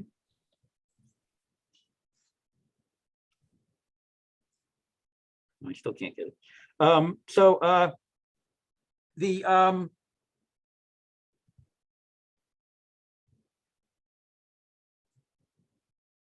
there's some next level, there's some, not necessarily the next, but there's a higher level of understanding here, which has to do with the idea of, I don't know, maybe I'll call it relativization or something like that. That you can talk about relatively abelian number fields.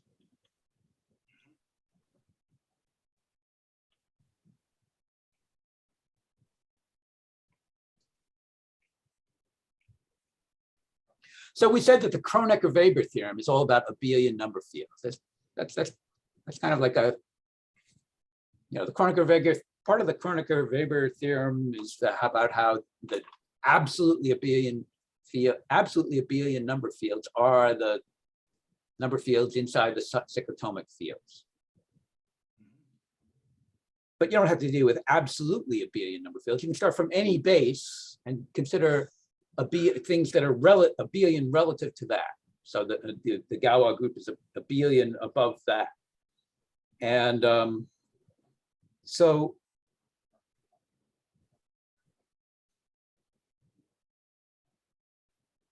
that's what the Jugendtraum is going to be all about. It's going to be about relatively abelian number fields.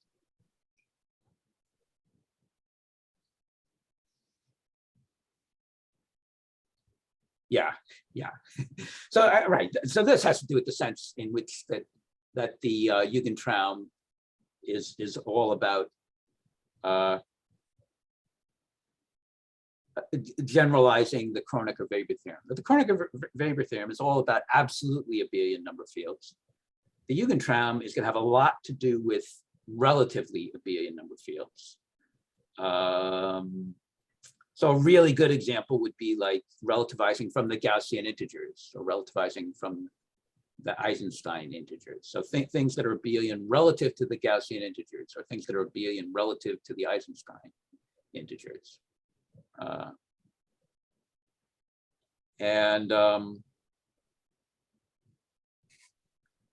So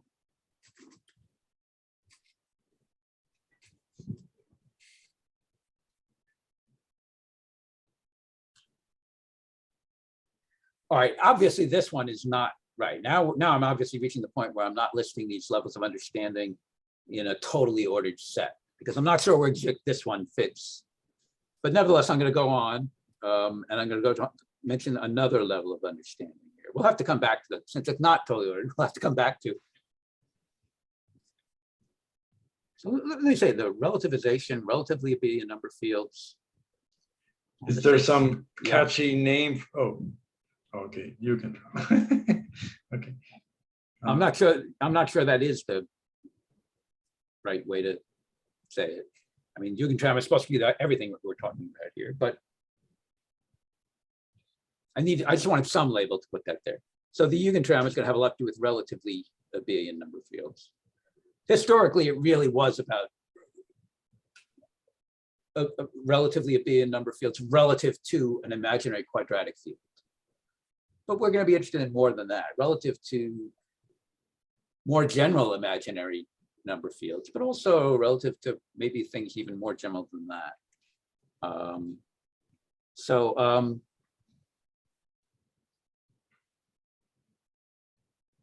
Yes, okay.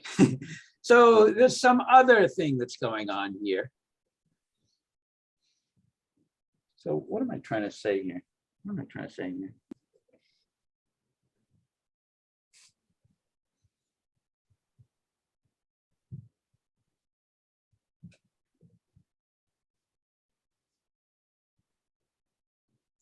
Yes. So this next level of understanding has to do with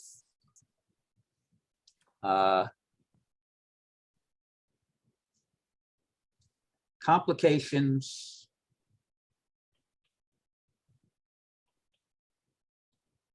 due to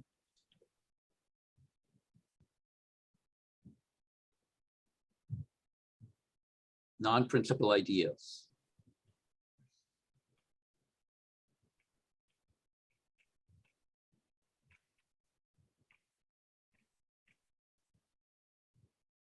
So let me see if I can get some idea what I'm talking about now, what I'm trying to get at here. So how do I say this? So these are complications that enter into the concept of splitting pattern when you have to deal with non-principal ideals. So what am I trying to say here? So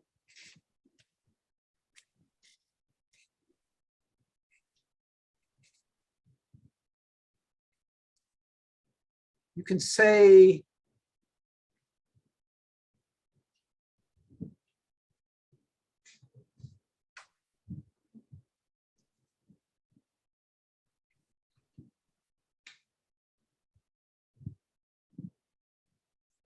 maybe say non-principal prime ideals.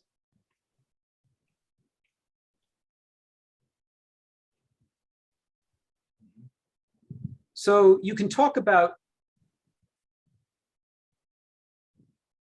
the congruence properties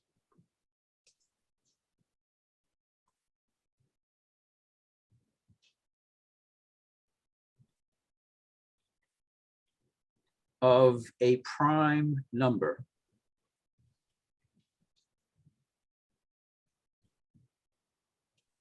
govern these splitting patterns.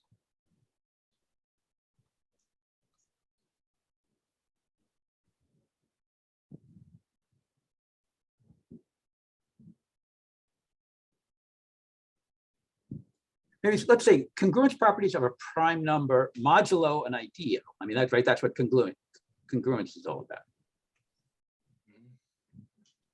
Congruence properties of a prime number modulo an ideal govern splitting patterns.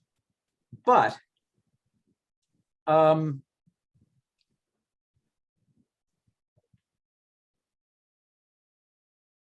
can you talk about, how can you continue to talk about congruence properties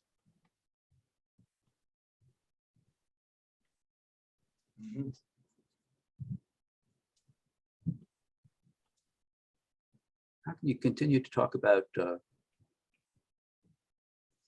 congruence properties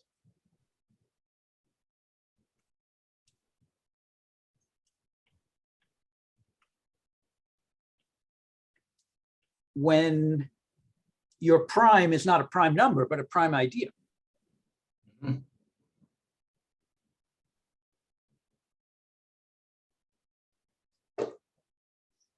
Mhm.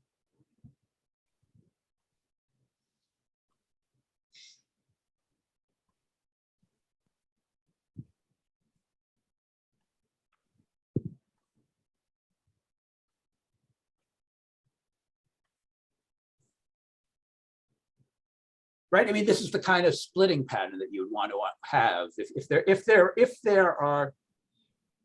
Now I have to, I'm probably getting confused here. I have to stop and think about, am I talking about non-principal prime ideals in the base field or in the extension field? I always get confused about that. We'll have to think about that. But the basic idea of a splitting pattern is that you predict which primes will split by saying what its congruence properties are. But now we're worried about whether a non-principal prime ideal is going to split. So how can you get that to work here? So do you have any idea about this? Do you know how this works? Do you have any idea how this works? I don't know. Right, I might not have given you enough information about the context for you to be able to make a reasonable guess, but nevertheless, I'm asking you whether you have any guesses about this. Well, the only thing I can. I mean, you don't have to go. This is not some super exotic thing that you never have to worry about. Right. Just a few minor steps away from very vanilla things, and we'll take you to a situation where you really do have to worry about this. You have to worry about what does it mean to talk about congruence properties of a prime ideal when that prime ideal is true. Well, congruence properties of a prime when that prime is truly an ideal rather than a number. Well, the only thing that comes to mind is the Yeah. ideal class group, or maybe some other variants on that, but I don't know if that really solves the problem. Right, that's don't know probably a way if of rephrasing the problem. That's probably a way of rephrasing the problem. I'll have to think about that. It's probably a legitimate answer, but it's probably only, sweeps it under the rug or something like that. Yeah, yeah, no, I wasn't suggesting that like I see, oh yeah, that's gonna solve it. So Right. So sounds like elements, yeah, I don't know, who knows? Yeah. So let me try to give some hints here about what's going to happen here. So what happens is that in order to get this to work, in order to deal with this computation, we have to generalize what happens in the principal case. So in the principal case, we really have to think about what's the connection, what's the relationship between the prime number and the prime ideal. And the first straightforward thing about the situation is that the prime number is the generator of the prime ideal. Or perhaps I should say it's a generator of the prime ideal, because generators of prime ideals are not completely unique. Right? If you have a prime ideal generated by 5 in the integers, it could also be generated by -5. So even in that primitive situation, there's an ambiguity between whether you think of 5 as the generator of the ideal or -5 as the generator of the ideal, which is tricky because, right, -5 and -5 actually have different congruence properties relative to like 7, for example. Yeah. So it's really tricky there when you're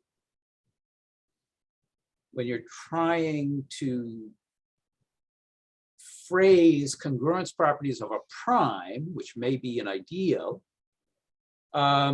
in terms of, in terms that will work for an ideal, not just for a number. But the key starting point is that the prime number is a generator of the prime ideal. So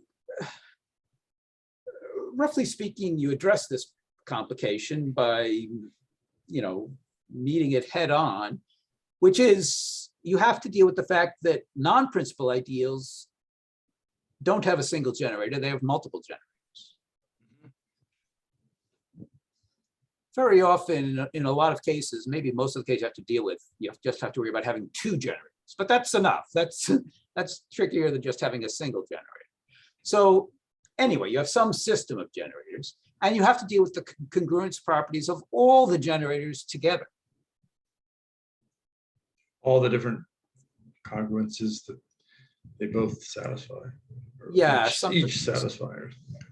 Yeah, or sort of the correlation between the congruences. It's right. They're sort of the joint congruences. I mean, you have to say that this generator is congruent to something mod k, and this other generator is congruent to something else mod k. That could be a congruence condition on these generators of the ideal. So that is something we have to deal with. We have to work out what it means to talk about congruence properties of a prime modulo an ideal when the prime might itself be an ideal. Right. It sounds like we're starting to talk about something like congruence properties of an ideal modulo an ideal, and we are dealing with something like that. But you have to be careful, right? I mean, this. I mean, part of what's going on here is that this whole concept of an ideal has a very tangled history. I mean, right? If you think of an ideal as something you mod out by, and that's the way we tend to think of it nowadays. That's the way I tend to think of it, except that if you go back in history, it's very important to think of it in other ways. But if you think of it as an ideal, something to mod out by, then it has to do with quotient rings. It has to do with quotient rings. But if you think about this, if you think about the ideal not as something that you mod out by, but if you think of it as something that is congruent modulo some other ideal, to something, then what you're really thinking about, you're thinking about a completely different aspect of the ideal. You're thinking of it as an invertible module, which is morally like a line bundle. So I guess I'm saying that in the tangled history of ideals, there are two very important separate threads. One is the idea that an ideal is a thing that you mod out by. It's the kernel of a homomorphism. It's the kernel of a homomorphism. Whereas this separate idea of what an ideal is, which is that it's really like a line bundle, or the algebraic analog of a line bundle. It's an invertible module, because geometrically line bundles are like invertible modules. So we really have to separate out these different aspects of an ideal. We have to see where they go conceptually and historically. And is there is there a theorem about this stuff? This boxed idea here? Is there like a lot of these boxes have some theorem with some flashy name like Kronecker, Weber or something? Yeah, I'm tempted to make the label on this thing be the art and reciprocity thing. Okay, that's good. But I'm not sure how good I'm not sure how accurate that label is. But the idea is that the art and reciprocity theorem has a lot to do with, at least from my point of view, it has a lot to do with, the level of understanding that I associate with the art and reciprocity theorem has a lot to do with the idea of addressing this complication of non-principal ideals.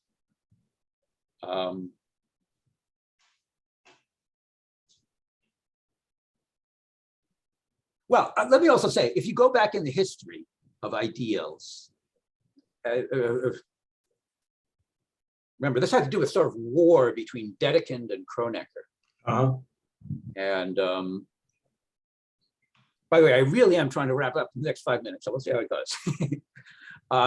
So, right, there were these really different philosophies of mathematics between Dedekind and Kronecker. I mean, they were probably friends. I'm guessing they were friends. But really, it almost seems like a war between different philosophies. Dedekind is so abstract. Kronecker is so concrete. I guess Kronecker is the one who said God made the integers. Is that right? Yeah. Well, the rest is the work of man. But I think he had a particular man in mind, which was Dedekind. Oh. And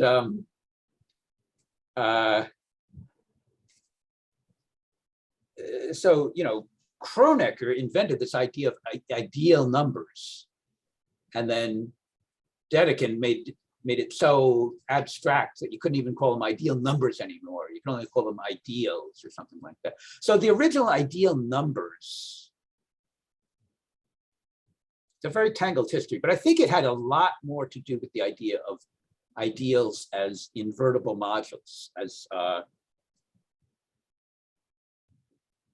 line bundles or invertible modules, than it had to do with Dedekind's idea of ideals as things that you mod out by.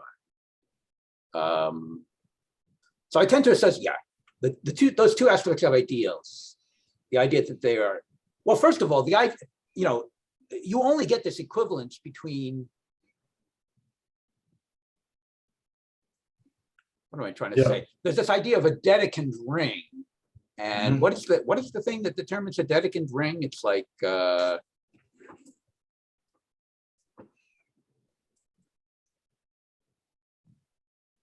maybe that's the context where you can blur the difference between invertible modules and ideals in the Dedekind sense of things that you can mod out by.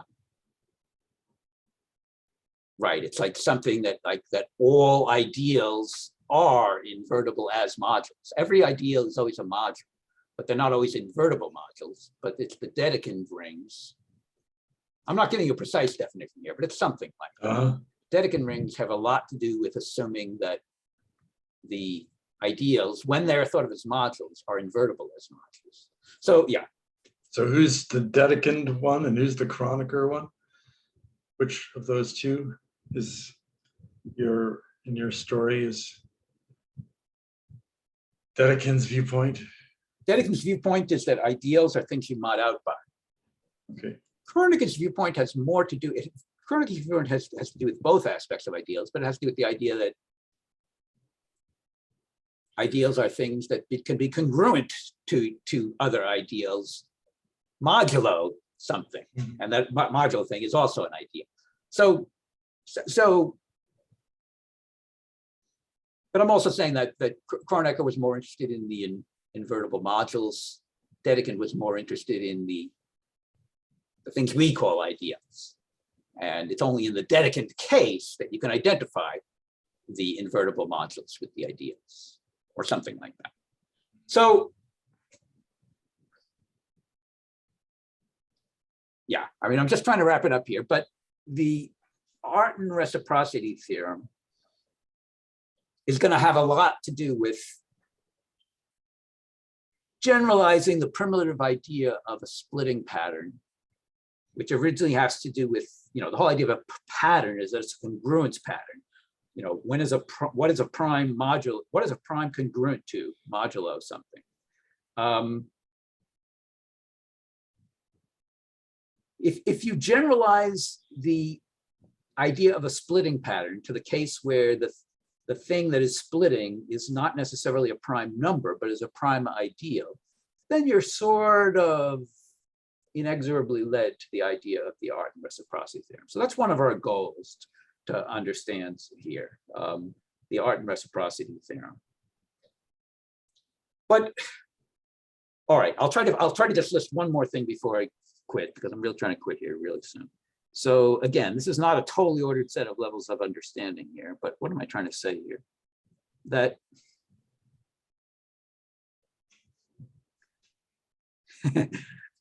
right, these labels that I'm giving here may not be very accurate or correct, because I notice it sounds like I'm reusing some labels here. So I want to say that the next, sorry, I'm screwing up here. There's a next level of understanding that I want to label here as the Jugendtraum, which sounds wrong because I already labeled something as the Jugendtraum. But I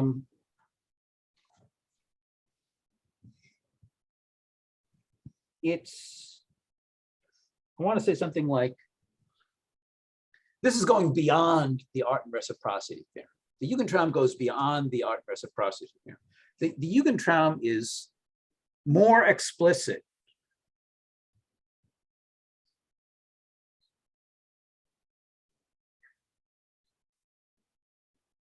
than Artin reciprocity.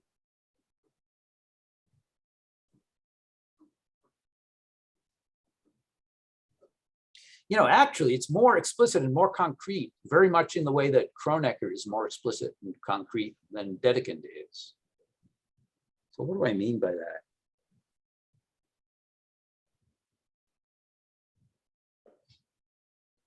What am I trying to say here?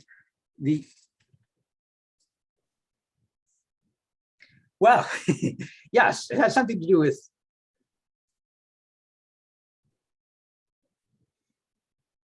so Kronecker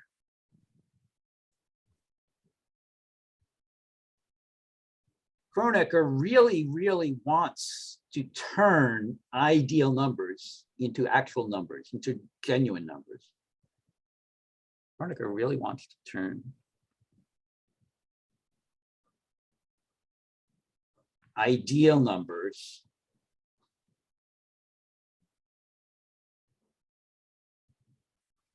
into actual numbers. I'll call them genuine numbers. And that's what Kronecker's Jugendtraum is about. Right, maybe I should call this Kronecker's Jugendtraum. And maybe there are other people's Jugendtraum or something like that. So, I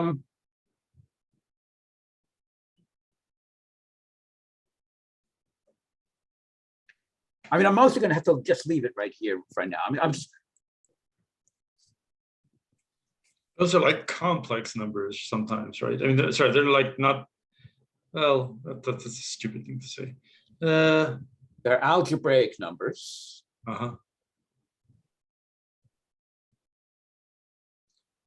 Are they numbers in the number ring that the ideals were ideals in? This is where I get confused between the base field and the extension field. Let's see. So we have ideals in the base field will become actual numbers in the extension field. Is that the way to say it? Because they could split. Sorry, that doesn't. It's something like Sorry, that. that's really weird. Anyway, I'm confused. Yeah, I'm probably not in command of everything enough to say it in the limited time we have left, which is approximately 1 minute. So we'll have to, we'll have to try to take another yet another stab at organizing this. But we'll try to the levels of understanding that I'm beginning to try to list here, we'll have to try to actually reach those levels of understanding at our next pass at this material. Is there anything I can say? Well, I said something about how the Jugendtraum is more explicit than the art and reciprocity. With the art and reciprocity, we're just sort of dealing with these ideal numbers. Whereas Kronecker, he will give explicit formulas for these ideal numbers. I guess what I'm trying to say, okay, I guess this will have to be my punchline for now. You brought up the idea of how the Kronecker-Weber theorem should be seen as a sort of baby special case of the Jugendtraum, sort of. And the Kronecker-Weber theorem, you can also sort of think of it as a baby special case of art and reciprocity. So I guess what we're saying is that there should be two different levels of explicitness for the Kronecker-Weber theorem. And so, right, there should be an extra level of explicitness that you add on to the Kronecker-Weber theorem, or maybe it really is a second part of the Kronecker-Weber theorem or something like that. But what it does is, so for example, for quadratic reciprocity, it gives a very explicit formula for things like the square root of -17 or whatever, as in terms of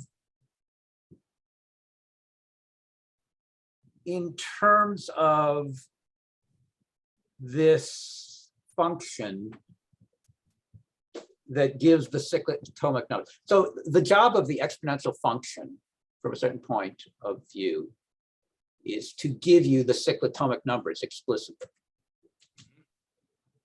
The exponential function is a transcendental function, but in some ways its job is to give you these, part of its job is to give these algebraic numbers that are the cyclotomic numbers, the roots of unity.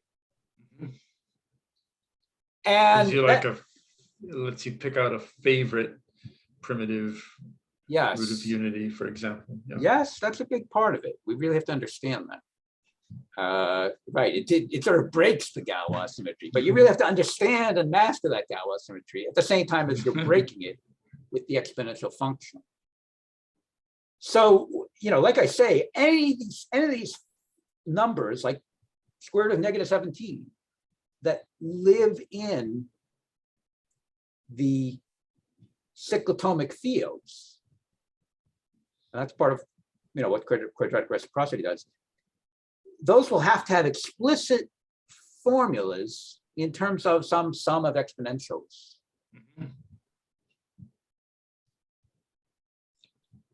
And I'm beginning, so this was sort of provoked by what you were suggesting to really formulate, to really think about how the Kronecker-Weber theorem fits in as part of the Jugendtraum.